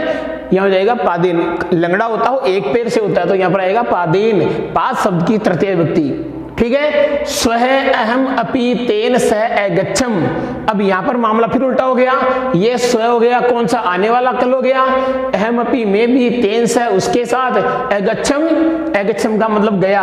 अब ये आने वाला कल हो गया, ये बीता हुआ कल की क्रिया आ गई अगच्छम। तो दोनों में से हमें एक चीज सही करनी है, या तो हम यहां करेंगे गमिष्यामि, स्वह अपि, स्वह कल, अहम अपि में भी, तेन सह उसके साथ, गमिष्यामि जाऊंगा। लेकिन ये हो गया कल कौन सा, आने वाला कल, और ये क्रिया होगी बीते हुए कल की, कर्ता के अनुसार क्रिया, ये तो काम सही है। तो या तो हम इसको यहां सही कर देंगे तो गमिष्यामि आएगा, और गमिष्यामि सही नहीं करके अगर इसको सही करेंगे तो हम यहाँ क्या लगा सकते हैं, हय लगा सकते हैं। क्या लगा सकते हैं, हय लगा देंगे। हय का मतलब होता है बीता हुआ कल, ठीक है ना। महम त्रय फलानी यच्छ, विशेषण विशेष संबंधी गलती हो गई है। अहम बिल्कुल सही है, त्रय भी तीन है, मयम मुझे, त्रय तीन, फलानी फल, यच्छ दो। तो ये अगर हम गिनती बोलेंगे तो वाक्य पढ़ने से हमें वाक्य सही लग रहा है, लेकिन हमें यह भी सोचना चाहिए कि फलानी तो नपुंसकलिंग हो गया और ये त्रय पुल्लिंग हो गया, तो तीन तो पुल्लिंग और फल नपुंसकलिंग, ये कैसा हो सकता है। अगर ये तीन है तो तीन किसके लिए आया, फलों के लिए, तो तीन की संख्या वैसे ही होगी जो इसकी विशेषता है। तो इसका विशेष्य क्या होगा, फल, तो फल तो नपुंसकलिंग हो गया, तो हमें तीन को भी नपुंसकलिंग करना पड़ेगा। तो तीन को नपुंसकलिंग कैसे करेंगे हम, त्रीणी, क्या करेंगे हम, त्रीणी, त्रि बड़ी नहीं छोटी, मैं हम त्रीणी फलानी यच्छ, मुझे तीन फल दो, ठीक है ना। कितना सरल वाक्य, कितना सरल टॉपिक है, सभी उत्तर में आराम से आ रहे हैं, ये तो बिल्कुल इजी चीज है। रामे ग्रंथ है पठ्यते, वाच्य पढ़ चुके हम, ग्रंथ में प्रथमा व्यक्ति और कर्म के अनुसार क्रिया आ रही है, लेकिन कर्ता यहाँ पर गड़बड़ है, ये वाच्य कर्तृवाच्य था, ही तो कर्तृवाच्य में ये कर्म वाच्य था, कर्म वाच्य में क्रिया कर्म के अनुसार होती है, तो क्रिया तो कर्म के अनुसार है यहाँ पर, लेकिन यहाँ पर कर्ता गड़बड़ है, क्योंकि कर्ता के अंदर वहां पर तृतीय व्यक्ति होनी चाहिए थी। तो राम की तृतीय क्या हो जाएगी, रामेण, और वाक्य क्या बनेगा, रामेण ग्रंथ है पठ्यते, बिल्कुल सही वाक्य होगा। अगर मान लो हमने यहाँ पर ग्रंथम कर दिया, चलो हमने एक औषधि राम है सही है, अगर हमने ग्रंथम, लेकिन ग्रंथम सही करते फिर ये गलती हो जाएगा, तो दो दो गलती हम एक साथ नहीं सुधार सकते, हमें केवल एक गलती सुधारनी है, तो हमने कर दिया क्या, ग्रंथ है। अगला देखो आप, चत्वारे है बालिका नृत्यंती, चत्वारे है चार, बालिका है, बालिकाएं नृत्यंती नाचती है, ये फिर गड़बड़ हो गई। गड़बड़ कहाँ हो गई, अगर हमें व्याकरण का नॉलेज है, संख्यावाची शब्दों का नॉलेज है, तो हम इस गलती को आराम से पहचान सकते हैं। अरे भाई बालिकाएं तो स्त्रीलिंग हो गया, लेकिन यहाँ पर जो चार शब्द था वो चार शब्द तो पुल्लिंग है, चतवार तो पुल्लिंग होता है, स्त्रीलिंग में चार को क्या बोलते हैं, चतस्र बोलते हैं, क्या बोलते हैं, चतस्र बोलते हैं। तो यहाँ पर हम चार के लिए लिखेंगे चतस्र, च तय स के अंदर र और विसर्ग भी आएगा, चतस्र बालिका है नृत्यंती, चार बालिकाएं नाचती है, तो यहाँ पर क्या आएगा, फिर चतस्र में री आ जाएगा, आधा आ जाएगा, स के अंदर लगाना है, चतस्र हो जाएगा, चतवार पुल्लिंग शब्द था। या ऐसे भी कर सकते हैं, चत्वार को अगर पुल्लिंग सही माने तो फिर बालिका का जो स्त्रीलिंग था उसको वहां से हटा के बालक कर दो तो हो जाएगा चत्वार बालका नर्तन्दी। बालक भी तो नाच सकते हैं, बालक तो नाचते वैसे खूब आगे रहते हैं, और किसी पे तो नाच लेंगे, लेकिन यहाँ पर नाचने के काम के अंदर तो बालक भी आगे रह सकते हैं, तो यहाँ पर बालक भी सही कर सकते हैं। अगर अंडरलाइन नहीं है तो बालक भी सही है, चत्वार है बालका है, बालक का बहुवचन बना दो, चत्वार है बालका हो जाएगा। अगर बालक बालिकाएं रखते हो तो फिर 4 को सही बनाओ, चतस्र बालिका हो जाएगा। अगर अंडरलाइन नहीं है तो की स्थिति है, अगर अंडरलाइन है तो फिर हमें वही सही करना है जहां पर अंडरलाइन खींची हुई है। अगला वाक्य नंबर 23 है, मित्र है मूर्खम अस्ति। मित्र है मूर्खम अस्ति। मित्र शब्द हमेशा नपुंसकलिंग होता है, तो यहाँ पर मित्र है गलत हो गया, यहाँ पर क्या आना चाहिए था, मित्रम आना चाहिए। तो हमने यहाँ पर क्या कर दिया, मित्र की जगह मित्रम लगा दिया, ये मित्रम हो जाएगा, मित्रम मूर्खम अस्ति। अब ये बिल्कुल सही वाक्य है, अब यहाँ कोई इसकी गलती नहीं हो सकती है, ठीक है। आगे हम चलते हैं कि ते परधनम न चोर्यति। चलो जी, हमने कर दिया ते परधनम न चोर्यति, लेकिन ते यहाँ पर बहुवचन है या द्विवचन है कुछ ही मान लो, लेकिन चोर्यति जो शब्द है वो तो एक वचन ही है ना, तो इस एक वचन के अनुसार हमें क्रिया भी क्या करना है, एक वचन की करनी है। तो हमने ते की जगह क्या कर दिया, देखो यहाँ पर 2 उत्तर हो सकता है, यहाँ पर स भी हो सकता है और सा भी हो सकता है। स प्रधनम न चोरिति, वह दूसरों का धन नहीं चुराता है। अगर हम यहाँ पर कर देंगे सा कर देंगे तो सा भी गलत नहीं है। अरे भाई स भी कर सकते हो और सा भी कर सकते हो, क्योंकि सा भी तो एक वचन है और सा के अनुसार क्रिया भी होती है, वह दूसरों का धन चुराती है, तो वो वाक्य भी गलत नहीं है। तो यहाँ पर स भी सही है और सा भी सही है। वाक्य नंबर 25 है, भवान किम पठसी।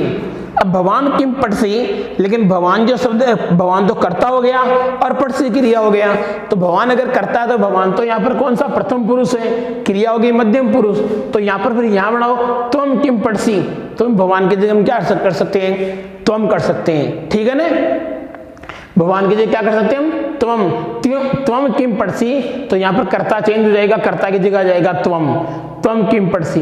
और अगर मान लो अंडरलाइन भगवान की नहीं, अंडरलाइन पठसी क्या आ गया, तो फिर भगवान तो प्रथम पुरुष हो गया, फिर क्रिया को प्रथम पुरुष करना पड़ेगा, पठसी की जगह क्या हो जाएगा, पठती हो जाएगा। तुम भगवान किम पठती, आप क्या पढ़ते हो। और अगर आप भगवान को ही गलत करना चाहते हो तो भगवान की जगह आप क्या कर सकते हो, तुम कर सकते हो, तुम किम पठसी, तुम क्या पढ़ते हो, ठीक है। अगला चीज, अश्वः द्रुत गत्या धावन्ति। हमने बताया कि अंडरलाइन अगर नहीं आती है तो हम पहली चीज को सही करना चाहिए। तो पहली चीज अश्व है एक वचन, द्रुत गत्या तेज गति से धावन्ति दौड़ते हैं। अब घोड़ा तेज गति से दौड़ते हैं, घोड़ा कभी दौड़ते नहीं है, घोड़ा तो केवल दौड़ता है। तो यहाँ पर या तो करो यहाँ पर बहुवचन अश्वाह करो तो धावन्ति सही है, या फिर धावन्ति को एक वचन बनाओ तो धावते सही है। दोनों में से हम कोई एक गलती सही कर सकते हैं। अगर अंडरलाइन नहीं है तो हमें अश्व को सही करना चाहिए। अश्वा है द्रुत गत्या है धावन्ति, घोड़े तेज गति से दौड़ते हैं। अगर अंडरलाइन वहां आ गई तो फिर हमें धावती करना है वहां पर, क्लियर है। अब देखिए गलती नंबर, अशुद्ध वाक्य नंबर, सर्वा है मृगा है धावन्ति। वाक्य को अगर हम पढ़ते हैं तो वाक्य के अनुसार हमें वाक्य बिल्कुल सही लग रहा है, सर्वा है मृगा है धावन्ति, सभी हिरण दौड़ते हैं। अब हिरण दौड़ते हैं तो हिरण तो पुल्लिंग शब्द हो गया और यहाँ पर सर्वा स्त्रीलिंग शब्द हो गया, तो हिरणों के लिए हमें पुल्लिंग शब्दों का प्रयोग करना पड़ेगा।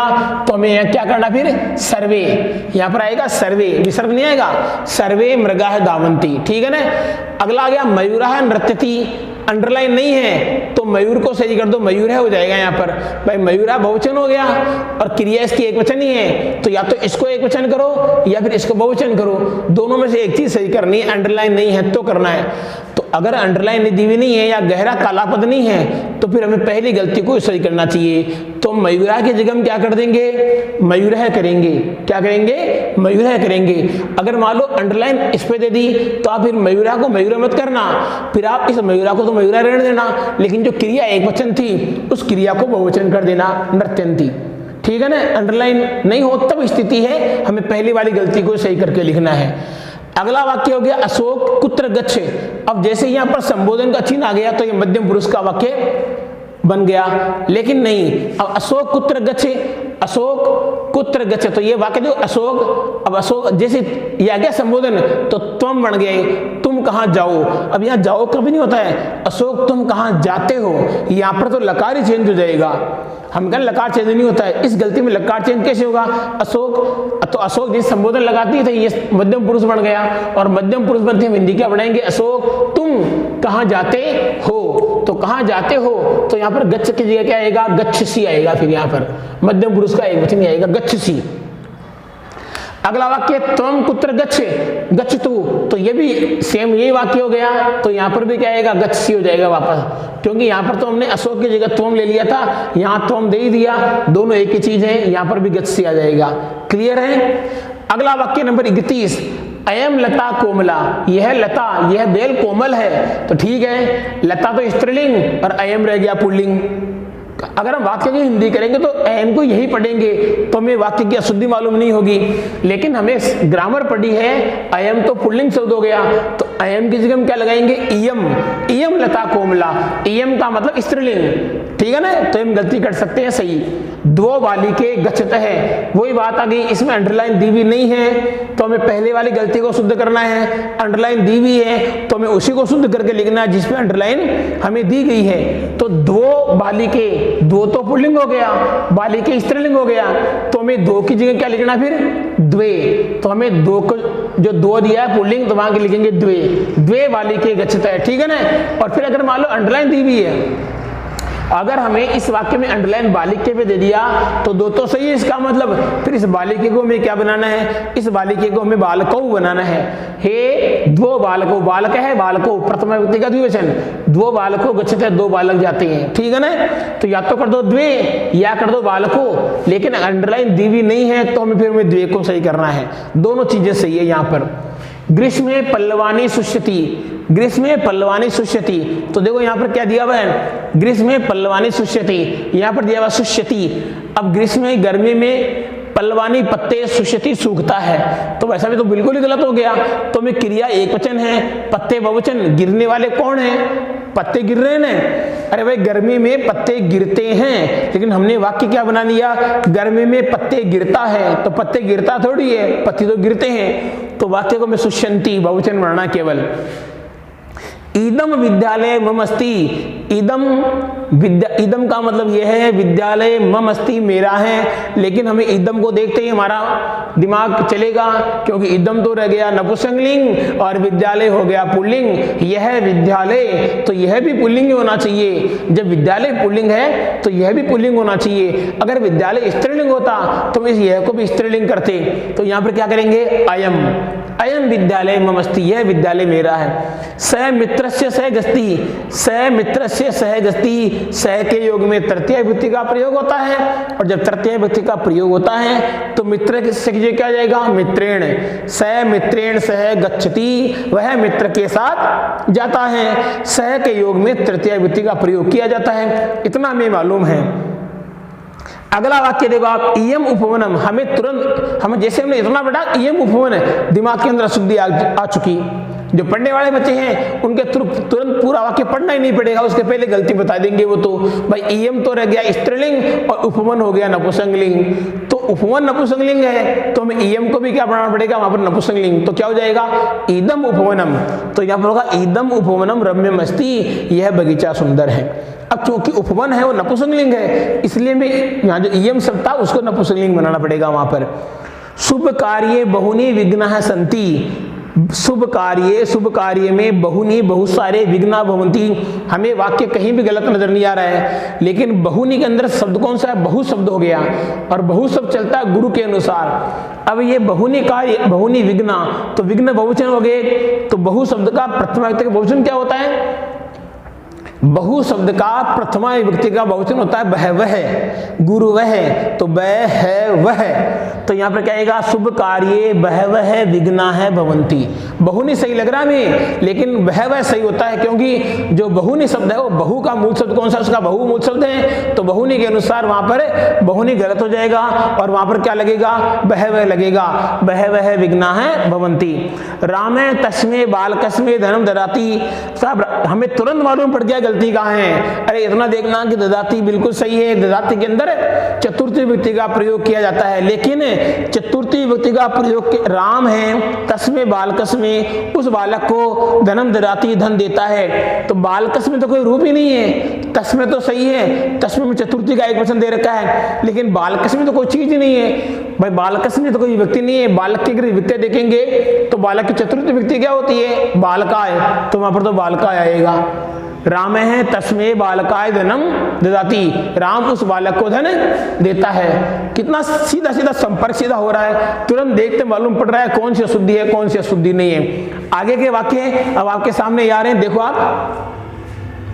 तो आगे देखो आप, अगला जो अपना वाक्य था, वाक्य नंबर था 40वां वाक्य था, फटाफट देखते हैं इनके। तो 40वां वाक्य हमारे था ना, वृक्षी ऊपरी, वृक्ष का मतलब हो गया वृक्ष के ऊपर, वृक्ष ऊपरी, वृक्ष के ऊपर का क्या तिष्ठति, कौवा बैठता है। तो ठीक है कि आधार योग के अंदर हमने वाक्य नंबर 40 के अंदर हमने आधार योग में हमने क्या पढ़ा है भाई, आधार योग में सप्तमी व्यक्ति का प्रयोग होता है। लेकिन भाई कौवा कहाँ बैठ रहे हैं? कौवा बैठ रहा है वृक्ष के ऊपर, तो वृक्ष के ऊपर कौवा बैठ रहा है, आधार योग के अंदर सप्तमी व्यक्ति का प्रयोग में वहां बिल्कुल सही लग रहा है। लेकिन हमने सप्तमी के साथ साथ हमने एक चीज और पढ़ी है, और वो चीज क्या पढ़ी हमने भाई, ऊपरी शब्द के अंदर षष्ठी व्यक्ति का प्रयोग होता है। ऊपरी ऊपरी अगर दो बार आता है तो वहां पर तो द्वितीय व्यक्ति का प्रयोग हो रहा था, कर्मणी संज्ञा कर्म संज्ञा हो रही थी वहां पर। लेकिन यहाँ पर क्या चीज है कि यहाँ पर ऊपरी शब्द के अंदर तो द्वितीय व्यक्ति का प्रयोग, षष्ठी व्यक्ति का प्रयोग होता है, क्योंकि ऊपरी शब्द एक बार ही है। ऊपरी शब्द का मतलब ऊपर और अधः का मतलब नीचे, इन दोनों के अंदर षष्ठी व्यक्ति का प्रयोग होता है। तो वहां पर अंडरलाइन की आवश्यकता ही नहीं है, बिना अंडरलाइन बता देंगे हम। क्या बताएंगे कि जो वृक्ष शब्द है वहां पर वृक्ष के अंदर सप्तमी की जगह कौन सी व्यक्ति आएगी? षष्ठी व्यक्ति का प्रयोग होगा। तो वहां पर वाक्य क्या बनेगा? वृक्ष से ऊपरी काके तिष्ठति। बिल्कुल क्लियर बात हो गई है। तो अगला वाक्य, धनिक है भिक्षुकम वस्त्राणि ददाति, वापस वही वाक्य आ गया। तो धनवान आदमी है वो भिक्षुकम भिखारी को वस्त्राणि वस्त्र देता है। तो धनिक जो धनवान है वो वस्त्र किसको दे रहा है? भिखारी को। तो भिखारी के साथ संप्रदान संज्ञा होगी, चतुर्थी व्यक्ति लगेगी। क्यों लगेगी? धातु योगे, धातु के योग के अंदर भिखारी के साथ चतुर्थी व्यक्ति का प्रयोग किया जाएगा। तो वहां पर भिक्षुकम की जगह क्या हो जाएगा? यहाँ भिक्षुकाय हो जाएगा। ठीक है कि नहीं? अब देखिए आप आराम से एक एक चीजों को देखो आप। अगला जो वाक्य है देवदत्त है, फिर आ गया नेत्रात्, फिर आ गया काणे है, फिर आ गया अस्थि। देवदत्त है, नेत्रात्, काणे, अस्थि। देवदत्त आंख से, काना है। अब काना जो होगा वो आंख से होगा। तो यहाँ पर ये नांग विकार के अनुसार अंग विकार के अंदर चतुर्थी व्यक्ति का प्रयोग किया जाता है। तो हमने देखा यहाँ पर जो नेत्रात् के अंदर पंचमी व्यक्ति का प्रयोग दे रखा है, तो पंचमी की जगह यहाँ पर कौन सी व्यक्ति का प्रयोग होगा? तृतीय व्यक्ति का प्रयोग होगा। तो हमने वहां पर नेत्रात् की जगह क्या कर देना है? नेत्रेण करना है। तो वाक्य क्या बनेगा अपना वाक्य बनेगा देवदत्त है, नेत्रेण काणे अस्थि। वहां नेत्रात् था, अंडरलाइन करने की आवश्यकता नहीं है, बिना अंडरलाइन के हम बता सकते हैं कि यहाँ पर नेत्रात् की जगह नेत्रेण आएगा। ठीक है। वाक्य नंबर 43, वाक्य नंबर 43 क्या बोल रहा है? वाक्य नंबर 43 कहता है कि स बालिका मम सखी अस्ति। अब यहाँ पर अशुद्धि एक ही जगह होगी भाई, बालिका स्त्रीलिंग शब्द हो गया, मम भी सही है, सखी स्त्रीलिंग भी सही है, अस्ति भी ठीक है। तो यहाँ पर स बालिका की जगह जो शब्द नया बनेगा, सही होके बनेगा, वो स की जगह पर क्या आएगा? सा आएगा। तो वाक्य बनेगा सा बालिका मम सखी अस्ति, तो वहां पर सा आ जाएगा। तो ठीक है, वहां पर सा आ जाएगा। इसी प्रकार अगला वाक्य, भाई ये तो नहीं है स बालक है, तो आगे बालक हो गया तो बालक सखी कैसे हो सकता है? बालक तो सखी कभी नहीं हो सकता ने। तो वहां पर क्या आ जाएगा? फिर स की जगह सा आ जाएगा। एक है अगला वाक्य नंबर है अपना 44। वाक्य नंबर 44 क्या बोल रहे हैं? वाक्य नंबर 44 कहता है कि एक है वृद्धा अपतत। अब एक जो शब्द है वो एक शब्द तो क्या हो गया? पुल्लिंग हो गया, और आगे वृद्धा शब्द क्या हो गया? स्त्रीलिंग। यहाँ पर दो शुद्धियां, हम दो में से एक को सही करना है, अंडरलाइन के अनुसार सही करेंगे। अगर अंडरलाइन नहीं आती है तो फिर हम वहां पर शुद्ध कौन से कर सकते हैं? वाक्य नंबर में इसमें क्या था? एक है वृद्ध है, तो एक तो यहाँ पर पुल्लिंग हो गया और वृद्धा यहाँ पर स्त्रीलिंग हो गया। तो ये तो बिल्कुल ही गलत वाक्य हो गया। एक अगर पुल्लिंग है और वृद्धा स्त्रीलिंग है तो दोनों में से हमें एक चीज सही करनी पड़ेगी। अगर हमें पहली वाली चीज सही करनी है तो एक है यहाँ से हट जाएगा, और एक जो पुल्लिंग था उस एक को भी स्त्रीलिंग बनाना पड़ेगा। तो एक की जगह फिर क्या होगा? एका होगा, और वाक्य क्या बनेगा? एका वृद्धा अपतत, एक बुढ़िया गिर जाती है। अगर अंडरलाइन मान लो एक पर अंडरलाइन, ये अंडरलाइन वृद्धा पे आ गई, तो फिर वृद्धा को हमें पुल्लिंग बनाना पड़ेगा। यहाँ पर क्या हो जाएगा? एक है वृद्ध है अपतत, एक वृद्ध पुरुष है वो गिर गया। ठीक ठीक है कि नहीं। तो यहाँ पर तो एका को हम एका करेंगे, अंडरलाइन नहीं है तो करेंगे, और अंडरलाइन अगर आ गई वृद्धा के आ गई तो फिर वृद्धा को हम यहाँ चेंज करके एक अगर पुल्लिंग है तो वृद्ध को पुल्लिंग करना पड़ेगा, एक है वृद्ध है पतत, दो गलतियां हो सकती है। लेकिन अंडरलाइन करने के अनुसार अंडरलाइन इस पर आती है तो एका करेंगे, इस पे आएगी तो वृद्ध करेंगे, अगर दोनों में अंडरलाइन नहीं होगी तो कोई भी सही कर दो, पूरा वाक्य सही अपने पास में। वाक्य नंबर 45 है हिमालयन गंगा प्रभवती। तो वो बात वही हो गई कि गंगा निकल कहां से रही है, गंगा निकल रही है हिमालय से। तो गंगा अगर हिमालय से निकल रही है तो वहां पर जहां से गंगा पृथक हो रही है, जहां से गंगा अपना स्थान छोड़ रही है, गंगा जहां से अपना स्थान परिवर्तित कर रही है, उस स्थान के साथ हम पंचमी विभक्ति का प्रयोग करेंगे। तो यत्र पंचमी तत्र अपादानी, जहां पंचमी विभक्ति का प्रयोग होता है वहां पर अपादान कारक भी होता है। तो हिमालयन जो यहाँ पर तृतीय विभक्ति दे रखी है, अगर हम वाक्य की हिंदी करेंगे तो वाक्य की हिंदी के अनुसार तो हिमालय बिल्कुल सही दिख रहा है हमें तो, लेकिन व्याकरणिक दृष्टि से हिमालय की जगह क्या आना चाहिए, फिर हिमालयात। हिमालयन वहां नहीं आएगा, वहां आएगा फिर हिमालयात गंगा प्रभवती। हिमालय से गंगा प्रवाहित होती है या निकलती है, क्योंकि हिमालय से गंगा अलग हो रही है। और ध्रुवम अपाये अपादानम प्रथम विभक्ति का प्रयोग होता है, पंचमी विभक्ति का प्रयोग वहां पर हमें कर लेना। फिर वाक्य नंबर 46 क्या है, वाक्य नंबर 46 है माता गुरुतरा भूमि। तो देखिए गुरुतरा के अंदर तो तरफ प्रत्यय आ गया, और तरफ प्रत्यय के अंदर पंचमी विभक्ति का षष्ठी विभक्ति का प्रयोग होता है। तो हम कोई सी विभक्ति का प्रयोग कर दो, दोनों की विभक्ति भी एक ही होती है, तो कंफ्यूज वाली बात यहाँ पर नहीं है। माता है वो महान होती है, किससे महान होती है, भूमि से। तो भूमि के साथ हमें पंचमी विभक्ति का प्रयोग करना है। तो भूमि की पंचमी विभक्ति क्या होती है, भूम्याः होती है। षष्ठी भी क्या होती है, भूम्याः होती है। तो कोई भी सही कर दो, दोनों एक ही चीज होती है, ठीक है ना। अगला वाक्य नंबर अपना 47 वाक्य बोल रहा है वयम विद्यालयम गच्छति। वयम विद्यालयम गच्छति, अब वयम तो यहाँ पर हो गया उत्तम पुरुष का बहुवचन हो गया, विद्यालयम एक वचन है, गच्छति प्रथम पुरुष का एक वचन है। तो ये तो कर्ता और क्रिया में गलतियां हो रही है। तो या तो अगर अंडरलाइन नहीं है, अगर यहाँ पर अंडरलाइन आ गई तो फिर वयम की जगह हम क्या कर सकते हैं, यहाँ पर कोई चीज नहीं हमारे पास वयम के लिए करने के लिए। तो वयम की जगह हमें वहां पर कोई चीज है ही नहीं, तो वयम की गलती होगी गच्छति में, क्योंकि वयम तो सर्वनाम शब्द हो गया, तो सर्वनाम शब्द तो नहीं हटेगा। लेकिन जो क्रिया है गच्छति, ये यहाँ से अपना स्थान छोड़ देगी, और गच्छति की जगह जो क्रिया आएगी वो क्या आएगी, उत्तम पुरुष का बहुवचन। और उत्तम पुरुष का बहुवचन क्या आएगा, गच्छामः है।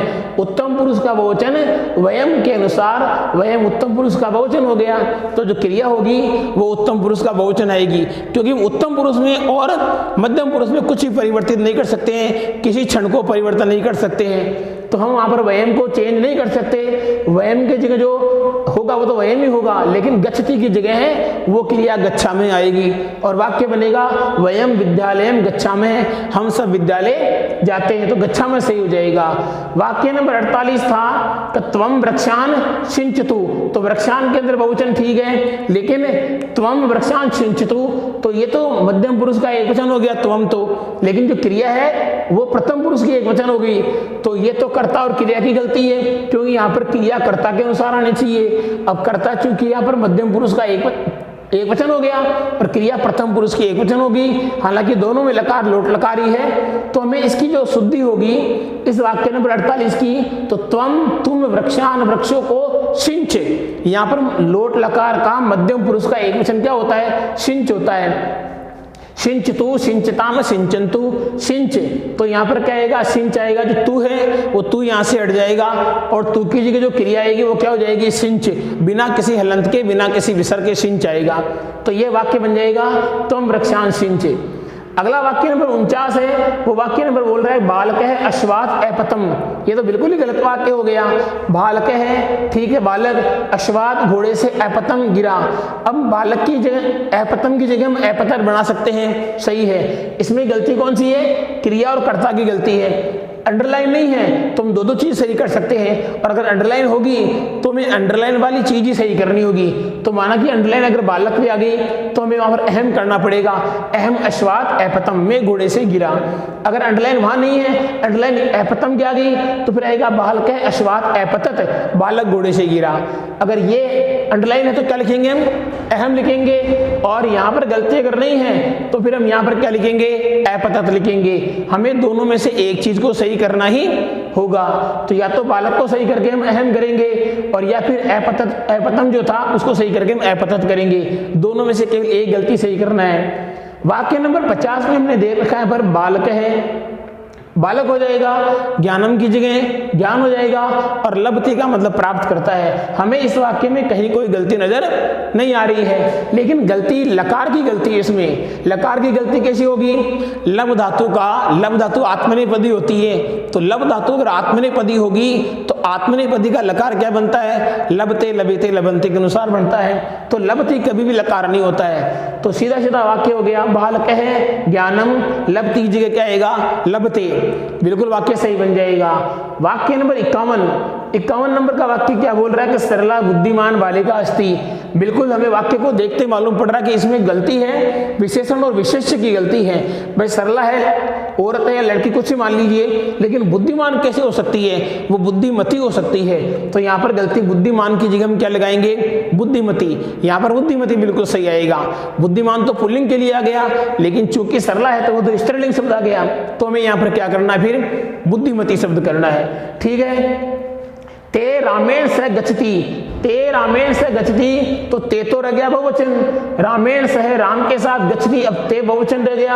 या हम ते को द्विवचन भी मान सकते हैं, लेकिन गच्छति है उसके अनुसार हम ते को बहुवचन मानते हुए से तो ते को बहुवचन मानते हुए हमें यहाँ पर गच्छति की जगह क्या करना है? गच्छन्ति करना है। तो यहाँ पर गच्छति गलत हो जाएगा, अंडरलाइन नहीं है। अगर मान लो यहाँ पर अंडरलाइन ते पर आ गई तो यहाँ पर हम दो चीजें कर सकते हैं। हम यहाँ पर या तो कर सकते हैं से रामेण से गच्छति, या यहाँ पर कर सकते हैं सा रामेण से गच्छति। दोनों चीजें सही कर सकते हैं। तो ये तो ठीक हो गया। वाक्य नंबर जो 53 नंबर का वाक्य था, वो 53 नंबर का वाक्य क्या कह रहा? 53 नंबर का वाक्य था तत्र चत्वारः फलानि सन्ति। तत्र का मतलब वहां हो गया, चत्वारः का मतलब 4 हो गया, फलानि का मतलब फल हो गया, संति का मतलब है हो गया। वहां 4 फल हैं, लेकिन चूंकि फलानी नपुंसकलिंग शब्द है, तो नपुंसकलिंग शब्द है तो यहाँ पर जो चत्वार है पुल्लिंग है, ये चत्वार पुल्लिंग है, तो चत्वार पुल्लिंग की जगह नपुंसकलिंग में चत्वार को हम क्या बोलते हैं? चत्वारी। तो यहाँ पर क्या आएगा फिर? चत्वारी फलानी संति। यहाँ पर चत्वारी शब्द आएगा। चत्वारी बिल्कुल सही बैठ रहा है यहाँ पर। फलानी तो ये तो नहीं भाई, फल तो पुल्लिंग है, 4 तो पुल्लिंग है, तो हम फल को पुल्लिंग बना दे।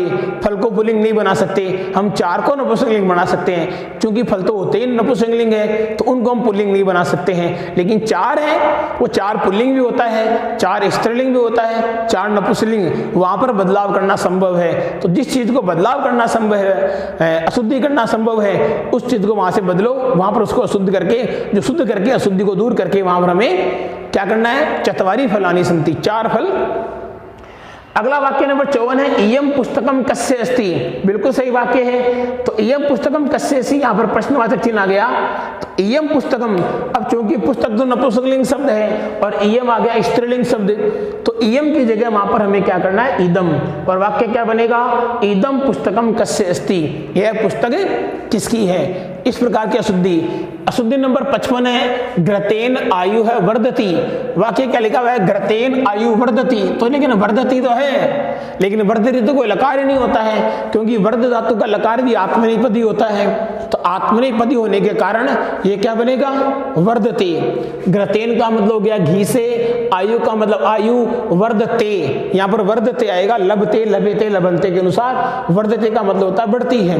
घृतेन का मतलब घी से, आयु का मतलब आयु, वर्धति का मतलब बढ़ती है। तो यहाँ पर वर्धति गलत है। वर्ध धातु का लटलकार वर्धति नहीं बनता है, चूंकि आत्मनेपदी धातु है और आत्मनेपदी के रूप चलते हैं अते एते अंते के अनुसार। तो यहाँ पर आएगा वर्धते। वर्ध बिल्कुल सही है, ती की जगह में ते करना है। वाक्य नंबर 56 एका वृक्षात पत्रम अपतत। एका वृक्षात पत्रम अपतत, एक वृक्ष से पत्ता गिरा। ठीक है, पत्ता गिर सकता, कोई दिक्कत नहीं है, लेकिन अब एका वृक्षात, इसमें गलती कौन सी है? देखो आप, इसमें गलती है विशेषण और विशेष्य की।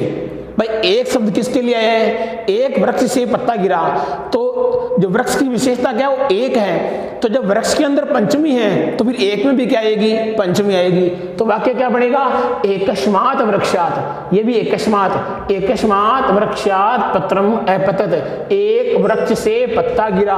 तो जो वृक्ष एका था उस एका के अंदर पंचमी व्यक्ति आ जाएगी, ये बनेगा एकस्मात् बनेगा। तो वहां पर क्या आएगा, फिर एकस्मात् आएगा। वाक्य नंबर 57 अपना कह रहा है सीता लेख है लिखती। तो सीता लेख है लिखती, इसमें गलती कौन सी होगी, इसके अंदर ये हो गया कृतवाच्य है। तो कृतवाच्य में क्रिया तो बिल्कुल सही है, लिखते सही है, कर्ता भी प्रथमा विभक्ति में एकवचन है। लेकिन कृतवाच्य की विशेषता क्या होती है, कृतवाच्य कर्मणि के अंदर द्वितीय विभक्ति का प्रयोग होता है। लेकिन यहाँ पर कृतवाच्य कर्मणि के अंदर तो प्रथमा विभक्ति का प्रयोग हो रखा है, तो इसमें क्रम की गलती है। तो यहाँ क्रम में जो प्रथमा विभक्ति लगी हुई है उस प्रथमा की जगह यहाँ पर क्या आएगी, द्वितीय विभक्ति आएगी। और वाक्य क्या बनेगा, सीता लेखम लिखती, सीता लेख लिखती है। तो लेख की जगह चेंज होकर के क्या आ जाएगा, लिखती आएगा। तो वाक्य बनेगा सीता लेख में लिखती। क्लियर है। वाक्य नंबर 58 नंबर का वाक्य बोल रहा है कि तस्य कल्त्रम गुणवत् अस्ति। अब इसकी वाक्य की हिंदी करते हैं तो वाक्य हमें कहीं से भी गलत नजर नहीं आ रहा है, वाक्य बिल्कुल सही से नजर आ रहा है। वाक्य क्या बोल रहा है, वाक्य बोल रहा है तस्य उसकी कल्त्रम पत्नी गुणवती अस्ति है। ये वाक्य तो पूर्ण रूप से सही लग रहा है भाई, इसमें तो कोई गलती नहीं है। तस्य बिल्कुल सही है, कल्त्रम बिल्कुल सही है, पत्नी होती है, गुणवती तो स्त्रीलिंग तो गुणवती सही आ गया। लेकिन हमें ये देखना कि कल्त्रम जो शब्द है वो नपुंसकलिंग में आता है। जिस प्रकार मित्र तो होता तो पुल्लिंग ही है, अरे मित्र पुल्लिंग होता है लेकिन मित्र शब्द तो नपुंसकलिंग होता है ना। तो कल्त्रम होती तो स्त्रीलिंग है, लेकिन जो कल्त्रम शब्द है वो नपुंसकलिंग में आता है। तो यहाँ पर गुणवती की जगह क्या आएगा, गुणवत, क्या आएगा, गुणवत, गुणवत तके हलंत, गुणवत आएगा यहाँ पर, यहाँ पर क्या आएगा, गुणवत। तो वाक्य बनेगा तस्य कल्त्रम गुणवत् अस्ति, उसकी पत्नी गुणवती है। बालिका त्रये प्रतिदिनम पठन्ति, बालिका का मतलब बालिका है, त्रय का मतलब 3, प्रतिदिन का मतलब प्रतिदिन, पठन्ति का मतलब पढ़ती है। तो बालिकाएं 3 या 3 बालिकाएं प्रतिदिन पढ़ती है। लेकिन यहाँ पर देखो बालिका स्त्रीलिंग है, लेकिन जो त्रय है ये त्रय तो पुल्लिंग शब्द हो गया भाई। 3 किसके लिए आए हैं, 3 बालिकाओं के लिए आए हैं। तो यहाँ पर बालिका स्त्रीलिंग हो गया तो 3 को भी स्त्रीलिंग बनाना पड़ेगा। तो 3 का स्त्रीलिंग शब्द क्या होगा, तो 3 का स्त्रीलिंग जो शब्द है वो होता है तिस्र होता है। तो हमें 3 का क्या बनाना पड़ेगा, हमें 3 का रूप बनाना पड़ेगा, तिस्र है। तो यहाँ पर आएगा तिस्र है, बालिका है, तो बालिका है इस त्रय की जगह हो जाएगा तिस्र हो जाएगा। तो वाक्य बनेगा बालिकाएं 3 है, प्रतिदिनम का जब प्रतिदिनम बिल्कुल सही है, पठन्ति क्रिया बिल्कुल सही है। इसमें जो गलती है वो गलती कौन सी है, विशेषण और विशेष्य की गलती है। तो यहां पर आएगा तिस्र आएगा, ठीक है। वाक्य नंबर 60, वाक्य नंबर 60 बना रहे हैं सा गृह से बहि गच्छति, सा वह गृह से घर के बहि बाहर गच्छति जाती है। ये कितना गलत वाक्य है। अगर हम इस वाक्य की हिंदी करते हैं तो वाक्य हमें कहीं से गलत नजर नहीं आ रहा है, लेकिन अगर हमें व्याकरण का पूरा नॉलेज है तो ये वाक्य हमें देखते ही गलत लग रहा है। क्यों लग रहा है, क्योंकि ये क्या आ गया, बही, बही का मतलब हो गया बाहर, और बाहर किसके बाहर, घर के बाहर। तो यहाँ पर घर में ग्रह शब्द में कौन सी विभक्ति आनी चाहिए थी, पंचमी विभक्ति आनी चाहिए थी, जबकि ग्रह पर यहाँ पर कौन सी विभक्ति दे रखी है, षष्ठी विभक्ति का प्रयोग दे रखा है। तो ये वाक्य क्या बनेगा, सा गृहात बहि गच्छति, यहाँ पर ग्रह से षष्ठी विभक्ति की जगह गृहात पंचमी विभक्ति का प्रयोग होगा और वाक्य बनेगा सा गृहात बहि गच्छति, वह घर के बाहर जाती है। वाक्य नंबर 61 स पत्रम लिखिष्यति, वह पत्र लिखेगी। लेकिन हमें अगर व्याकरण का लकारों का पूरा नॉलेज है तो लकार अगर पूरे आते हैं तो लिखिष्यति तो कोई लकार नहीं होता है, लिख धातु का लकार बनता है लेखिष्यति। क्या बनता है, लेखिष्यति। तो यहाँ पर ली की जगह क्या हो जाएगा, ले। छोटी सी गलती है और हमें 1 नंबर देखे जाएगी बोर्ड के अंदर। इतनी सी गलती 1 नंबर बोर्ड के अंदर देखे जा रही है। तो यहाँ पर जो वाक्य सही हो के वाक्य क्या बनेगा, स की जगह स रह जाएगा, पत्रम की जगह पत्रम रह जाएगा, लिखिष्यति की जगह क्या बनेगा, लेखिष्यति बनेगा। वाक्य बन जाएगा स पत्रम लिखिष्यति। वाक्य नंबर 62 नंबर का वाक्य क्या बोल रहे हैं, 62 नंबर का वाक्य कहता है कि शिष्य गुरुम निवेदयति। इस वाक्य की यदि हम हिंदी करते हैं तो ये वाक्य गलत नजर नहीं नहीं आ रहा है, लेकिन व्याकरण की दृष्टि से ये वाक्य बिल्कुल ही गलत है। कैसे? शिष्य की जगह शिष्य हो गया, गुरुम की जगह गुरु हो गया, गुरु को निवेदयति निवेदन करता है, तो शिष्य गुरु को निवेदन करता है। लेकिन व्याकरण के अनुसार चतुर्थी व्यक्ति का हमने प्रयोग पढ़ा है, तो निवेदय धातु के अंदर चतुर्थी व्यक्ति का प्रयोग होता है, तो यहाँ पर गुरु के अंदर चतुर्थी व्यक्ति का प्रयोग होता है। तो गुरु शब्द की चतुर्थी क्या होती है? गुरुवे। तो यहाँ पर आएगा शिष्य है गुरुवे निवेदयति, तो गुरु शब्द की चतुर्थी क्या होती है? गुरुवे। तो यहाँ पर बनेगा गुरुवे निवेदयति, क्योंकि निवेदय धातु के अंदर कथे धातु के अंदर संप्रदान कारक होता है, और जहां संप्रदान होता है वहां पर चतुर्थी व्यक्ति का प्रयोग भी हम सब करते हैं। वाक्य नंबर जो 63 था, उस 63 के वाक्य में दे रखा है बालका जलम पीबिशन्ति। भाई बालक जल पिएंगे तो ठीक है, कोई बात नहीं, जल पिएंगे तो, लेकिन पीबिशन्ति कोई लकार नहीं होता है, पा धातु का लकार बनता है पाश्यन्ति, तो यहाँ पर पीबिशन्ति की जगह क्या आएगा? पाश्यन्ति आएगा। बालक जल पिएंगे, इतनी सी गलती है, लकार संबंधी गलती है, तो लकार पीबिशन्ति को उठा करके हम क्या करेंगे? पाश्यन्ति कर देंगे। वाक्य नंबर 64 कह रहा है तत्र वहां अनेका है पुष्पाणी संति, अनेक पुष्प हैं। इसमें गलती कौन सी है? इसके अंदर विशेषण संबंधी गलती है। पुष्प विशेष्य है नपुंसकलिंग, लेकिन अनेक शब्द नपुंसकलिंग नहीं है, तो यहाँ पर ये चेंज होगा। यहाँ पर वाक्य क्या बनेगा? तत्र अनेकानि पुष्पाणि संति, तो अनेका शब्द की जगह क्या बन जाएगा? अनेकानि बनेगा, तो अनेकानि आ जाएगा, ठीक है ना। स रमा अस्ति, तो ये तो बिल्कुल ही गलती है, रमा स्त्रीलिंग है, स पुल्लिंग है, तो ये क्या बनेगा? सा रमा अस्ति, यहाँ पर सा हो जाएगा।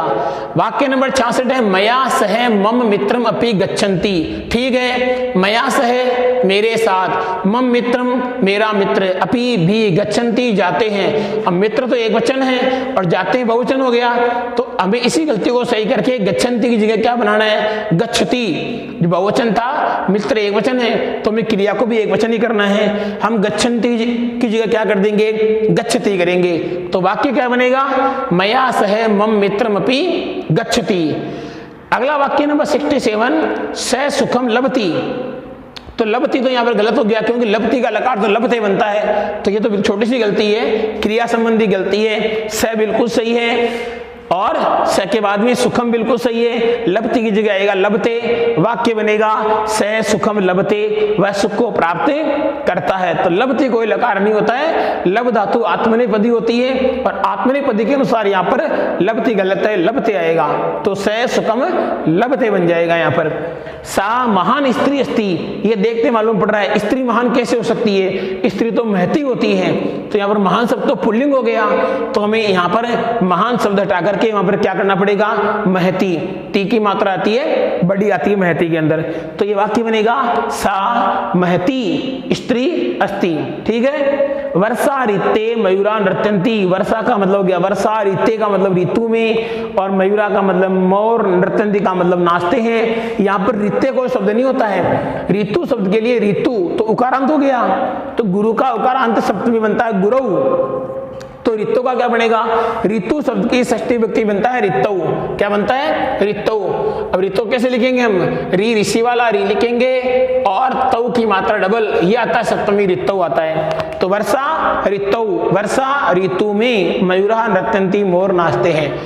वाक्य नंबर 70 नंबर का वाक्य बोला चतुष्पदे का मतलब होता है चौराहे पर, बलिवृद्धा का मतलब होता है बेल, कलहम करोति झगड़ा करता है, तो चतुष्पदे बलिवृद्धा, तो बलिवृद्धा तो बहुवचन हो गया और करोति एक वचन हो गया, तो इसमें गलती कौन सी हो गई? क्रिया संबंधी गलती हो गई। तो क्रिया जो करोति था, उस करोति को वहां पर हम क्या कर सकते हैं? कुर्वन्ति, इतना सा गलती है। चतुष्पदे चौराहे पर, बलिवृद्धा है बेल, कलहम कलह कुर्वन्ति करते हैं, करोति को वहां से हटा दो और वहां पर करोति की जगह क्या लगाना है? कुर्वन्ति। इतनी सी गलती है और 1 नंबर मिल रहा है, मतलब छोटी छोटी गलती है, वहां पर 1-1 नंबर ले रहे हैं, हमको दिक्कत नहीं है। सा पितु सह गच्छति, सा का मतलब है पितु, पिता के सह साथ गच्छति जाती है, लेकिन पिता के तो सही है, लेकिन सह के योग में तो तृतीय विभक्ति आएगी, तो पितु वहां पर षष्ठी विभक्ति गलत है, या पितु वहां पर पंचमी विभक्ति गलत है, वहां पर तृतीय क्या बनेगी? पित्रा। ये एक बार शुरू में आ चुका है। वाक्य नंबर 73 था स प्रकृति साधु अस्ति, वह प्रकृति से साधु है, तो प्रकृत्या आएगी तो तृतीय व्यक्ति आती है ना, तो वहां पर बनेगा प्रकृत्या। प्र क्रय तय आदा और या, कोई विसर्ग नहीं आएगा। स प्रकृत्या साधु अस्ति, छोटी सी गलती है ये तो। अगला वाक्य, ये वाक्य वास्तव में समझने लायक है। त्वम रामः अहं च विद्यालयं गच्छन्ति। अब इसमें तो देखो वाक्य कैसे कंफ्यूज करेगा। इसके अंदर हमें सबसे लास्ट शब्द देखना है, तो सबसे लास्ट में कौन आ रहा है? अहम आ रहा है, और अहम के बाद में क्या आ रहा है? च। तो च का मतलब क्या हो गया? इस च का मतलब हो गया इस सब कर्ता हो गए। च का मतलब क्या हो गया? और होता है कि तुम राम और मैं, तुम राम और मैं, तो और जैसे ही जुड़ गया तो इसका मतलब सब मिल गए, तो सब मिलकर के क्या बन गया? बहुवचन। अब क्रिया के अंदर यहाँ पर तो प्रथम पुरुष का बहुवचन आ रखा है, लेकिन हमें इस बहुवचन के लिए क्या देखना है? हमें इस बहुवचन के लिए ये सब देखना है, अहम देखना है। तो अहम एक वचन हो गया उत्तम पुरुष का, लेकिन वाक्य बहुवचन हो गया, तो कुल मिलाकर के तुम राम और मैं जाते हैं, तो तुम राम और जैसे मैं आ गया तो ये वाक्य बन गया उत्तम पुरुष। तो यहाँ पर क्रिया क्या होगी? गच्छामः है। त्वम रामः अहं च विद्यालयं गच्छामः हो जाएगा, यहाँ पर उत्तम पुरुष का बहुवचन आएगा। ये वाक्य अलग हो गया। त्वम अहं वा गच्छामः, तुम अथवा मैं, तुम अथवा मैं जाते हैं, तो तुम अथवा मैं जाता हूं, तो या तो तुम जाता हो या मैं। अब वा जैसे ही लग गया तो वा लगते ही एक हो गया, और एक कौन सा होगा? अहम के अनुसार ही आएगा। तो यहाँ पर गच्छामः की जगह क्या आएगा? फिर गच्छामि आएगा। वा मिलते ही एक कर देगा, च मिलते ही सब बढ़ा लेगा, ये भी ध्यान रखना है। इमे फलानी मधुराणी संति, कोई बात नहीं है, फल मधुर हो सकते हैं, लेकिन इमे तो द्विवचन हो गया, इदम और इमे, और फल बहुवचन है, तो यहाँ पर क्रिया भी बहुवचन है, तो यहाँ पर क्या आएगा? फिर ईमानी, ईमानी फलानी मधुराणी संति, छोटी सी गलती है ये तो, ठीक है ना। वाक्य नंबर 77 बोल रहा है बालक है कार्यस्य कुशल अस्ति, और कुशल शब्द के योग के अंदर हमने अधिकरण कारक पढ़ा है, तो अधिकरण कारक जहां होता है वहां पर सप्तमी व्यक्ति का प्रयोग होता है। तो बालक है कार्ये, इस कार्य से जो छठी व्यक्ति लगी हुई है, इस षष्ठी व्यक्ति की जगह सप्तमी व्यक्ति का एक वचन आएगा कार्ये। वाक्य बन जाएगा बालक है कार्ये कुशल है अस्ति, बालक कार्य में कुशल है। रामेण ग्रंथ है पढ़ती, वाच्य का वाक्य है, राम तृतीय व्यक्ति में सही है, ग्रंथ प्रथम बिल्कुल कर्तृवाच्य जा रहा है, लेकिन क्रिया इसकी गलती हो गई, तो क्रिया हम क्या कर सकते हैं? पठ्यते कर सकते हैं। ये कर्तृवाच्य है, तो ये कर्म वाच्य है, कर्म वाच्य में कर्म तो ठीक है, प्रथमा में हो गया, कर्ता ठीक है, तृतीया में है, लेकिन इस धातु के अंदर यते लगा हुआ नहीं है, तो धातु में यते किसके अनुसार लगेगा? ग्रंथ के अनुसार। तो ग्रंथ प्रथम पुरुष का एक वचन है, तो बन जाएगा वहां पर पठ्यते, ये कर्म वाच्य है हमारा। वानरः वृक्षेण पतति, हिंदी करेंगे तो कहीं गलती नजर नहीं आ रहा वाक्य। वानरः का मतलब बंदर, वृक्षेण का मतलब वृक्ष से, पतति का मतलब गिरता है, ठीक है, लेकिन जिस स्थान से गिरता है वहां पर कौन सी विभक्ति होनी चाहिए? पंचमी। तो वाक्य क्या बनेगा? वानरः वृक्षात् पतति, बंदर पेड़ से गिरता है, ठीक है ना, तो यहाँ पर पंचमी आएगी, वृक्षात आ जाएगी। धनिका निर्धनाय भोजनम दरती, ये वाक्य उसके समझ में आएगा जिसको क्रिया का पूरा नॉलेज है, इसमें क्रिया संबंधी गलती है। धनिका है, धनिका का मतलब हो गया, धनिक एक वचन ही यहाँ पर है, धनिक है मतलब हो गया धनवान, और निर्धनाय का मतलब गरीब को, भोजनम का मतलब भोजन है, और दरती का मतलब देता है। लेकिन यहाँ पर देखो धनिक एक वचन है, ददती बहुवचन हो गया, क्योंकि एक वचन में होता है ददाती। तो ये वाक्य बन गया, तो बनाओ धनिका है निर्धनाय भोजनम ददाती, दरती तो सही था। अब इस वाक्य को सही करके लिखना है। अगर अंडरलाइन यहाँ है तो हम करेंगे धनिका है, यहाँ अंडरलाइन नहीं है और यहाँ कर दी तो फिर यहाँ करेंगे ददाती। अगर धनिका करते हो तो वाक्य पूरा सही है, और अगर अंडरलाइन इसको सही करेंगे तो क्या करेंगे? हम ददाती करेंगे। दोनों में से एक चीज सही करेंगे। ध्यान रखना, अगर अंडरलाइन यहाँ आ गई तो केवल इसी में हम धनिका बना देंगे, वाक्य सही हो जाएगा। और अंडरलाइन यहाँ नहीं आई, अंडरलाइन वहां आ गई तो क्रिया बहुवचन थी, उसको इसके अनुसार एक वचन बढ़ाएंगे तो क्या आएगा? ददाती आ जाएगा, ठीक है ना। हस्तेन पुष्पाणी पत्ती, हाथ से पुष्प गिरते हैं, हाथ से बिल्कुल सही नजर आ रहा है, पुष्पाणी सही है, पतती भी, लेकिन हस्तेन पुष्तेन हाथ से गिर रहे हैं, तो इसमें तो डबल गलतियां हो गई। इसमें दो गलतियां हैं, इसमें एक गलती नहीं, इसमें दो गलतियां हो गई। भाई अगर पत्ते हाथ से गिर रहे हैं तो हाथ के साथ कौन सी व्यक्ति आनी चाहिए थी, पंचमी व्यक्ति, तो यहाँ पर क्या आएगा, हस्तात। अब हाथ से क्या गिर रहे हैं, पुष्प गिर रहे हैं, तो गिरने वाली चीज बहुवचन है, तो यहाँ पर क्या आएगा, पतंती। तो वाक्य बनेगा हस्तात पुष्पाणि पतंती। ये वाक्य तब सही बनेगा, दो दो शुद्धियां इसमें एक साथ दे रखी है हमने। स्व रविवासरे आसीत, अब स्व बीत आने वाला तो कल हो गया और आसीत हो गया थे। अब कल रविवार था, लेकिन ये कल तो आने वाला कल हो गया, इसमें इसी को सही करके लिख देंगे हय है। या मान लो यहाँ पर अगर हम सही करके लिखते हैं तो क्या लिखेंगे, हय है। ये पहले आपके आ चुका हय है के विसर्ग हलंत है। अगर अंडरलाइन यहाँ नहीं है, हमें आसीत को सही करना है, तो फिर हम यहाँ क्या करेंगे, भविष्यति। क्या करेंगे, भविष्यति, भविष्यति करेंगे। स्व रविवासरे भविष्यति, कल रविवार होगा, इस प्रकार सही करना है। अद्य अहम न लिखती, ये बिल्कुल ही गलत हो गया। अद्य अहम न लिखती, लिखती प्रथम पुरुष का एक वचन हो गया, अहम उत्तम पुरुष का एक वचन हो गया। तो क्रिया के अंदर हम क्या करेंगे, इस क्रिया के अंदर हम प्रथम पुरुष उत्तम पुरुष का एक वचन करेंगे, तो क्रिया क्या बनेगी, अद्य। तो अद्य बिल्कुल सही है, आज होता है। अहम का मतलब मैं हो गया, न का मतलब न हो गया, और लिखता हूं का हो जाएगा लिखामी। तो लिखती वहां पर गलत है, वहां पर सही क्या होगा, लिखामी होगा। तत्र रमणीय स्थानम अस्ति, अब स्थान तो नपुंसकलिंग हो गया, लेकिन इस स्थान की जो विशेषता है वो तो पुल्लिंग दे रखी है, तो इसकी जो विशेष्य है, इस विशेष्य की जो विशेषता आएगी, जो विशेषण आएगा वो भी नपुंसकलिंग होगा। तो वाक्य क्या बनेगा, तत्र रमणीयम स्थानम अस्ति, तत्र रमणीयम स्थानम अस्ति। तो ये वाक्य बनेगा तत्र रमणीयम स्थानम अस्ति। वाक्य तैयार से हो चुके हैं, कुछ वाक्य और हैं जो मैं आपको यही बोल बोल के बता देता हूं, आपको करते ही रहना है। वाक्य नंबर, कुछ वाक्य बोल के, कुछ वाक्य ऐसे अगले वाले हार्ड बार आएंगे, देखना आप। कुछ वाक्य 100 वाक्य है, तो 100 वाक्य में 14-15 वाक्य और रह गए, तो मैं समझा देता हूं आपको यहीं पर किस प्रकार से इनको करना है। जो ये टॉपिक है ये बिल्कुल इजी टॉपिक है, इतना हार्ड है नहीं कुछ चीज ये।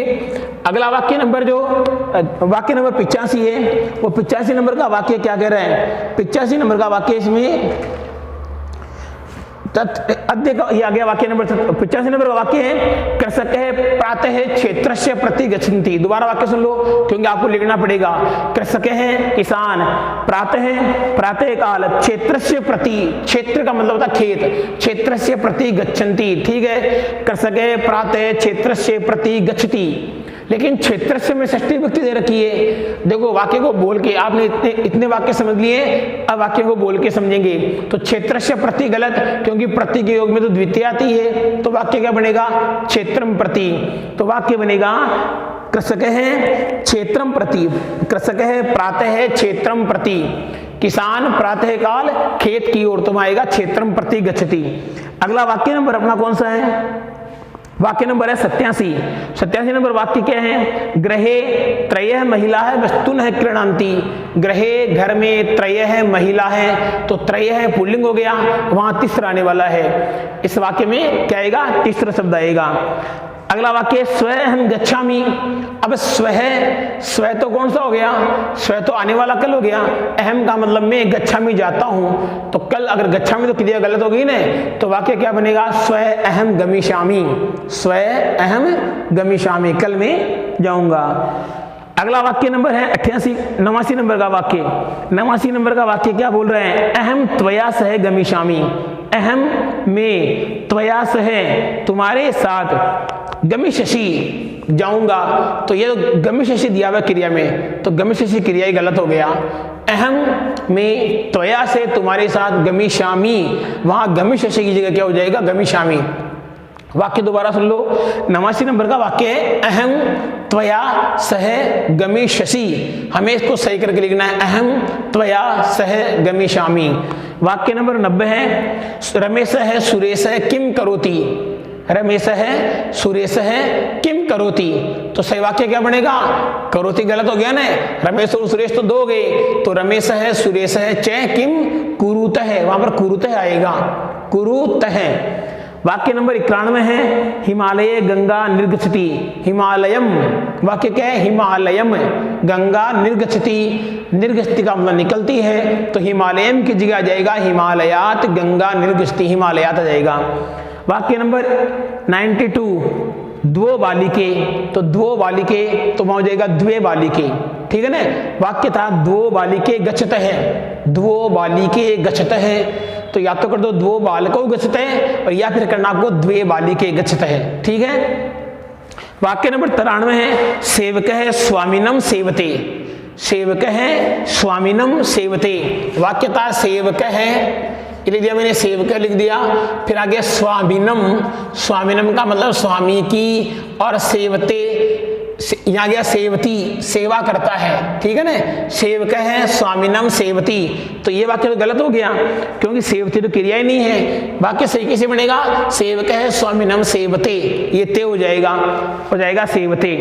वाक्य नंबर 94 94 नंबर का वाक्य क्या बोल रहा है, चंद्रस्य प्रकाशम, चंद्रस्य प्रकाश है शीतलम भवति, चंद्रस्य प्रकाश है शीतलम भवति।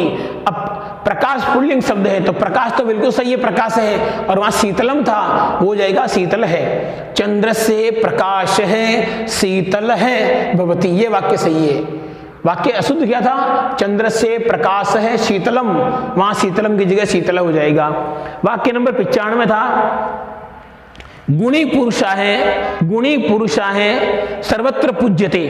अब गुणी पुरुषा है सर्वत्र पूज्यते, पु आदा जय यते, तो गुणी पुरुषा कैसे हुआ, गुणी तो एक वचन, पुरुषा बहुवचन, तो पुरुष को भी एक वचन बनाओ तो क्या बनेगा, गुणी पुरुष है, क्या बनेगा, गुणी पुरुष है सर्वत्र पूज्यते, इतना वाक्य सही हो जाएगा।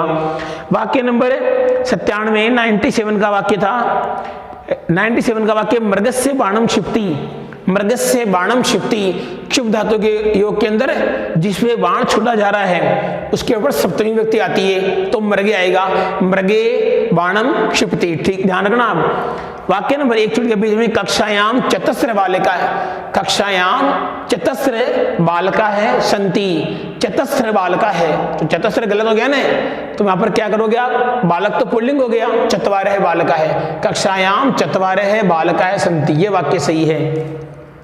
वाक्य नंबर 98 है बीजे, बीजे का मतलब बीज में, पादप है पौधा, जायते उत्पन्न होता है, तो बीज में पौधा उत्पन्न, बीजे पादप है जायते, ये वाक्य गलती हो गया, बीजे पादप है जायते, तो जायते में जन धातु आ गई, तो जन धातु योग के अंदर पंचमी आती है तो क्या आएगा, बीजात है, बीजात पादप है जायते, बीज से पौधा उत्पन्न होता है, जन धातु योग है पंचमी विभक्ति। वाक्य नंबर 99 था इदम शरीर है, इदम शरीर है नश्वरम अस्ति, तो शरीर नपुंसकलिंग होता है तो वाक्य बनेगा इदम शरीरम, इदम शरीरम नश्वरम अस्ति।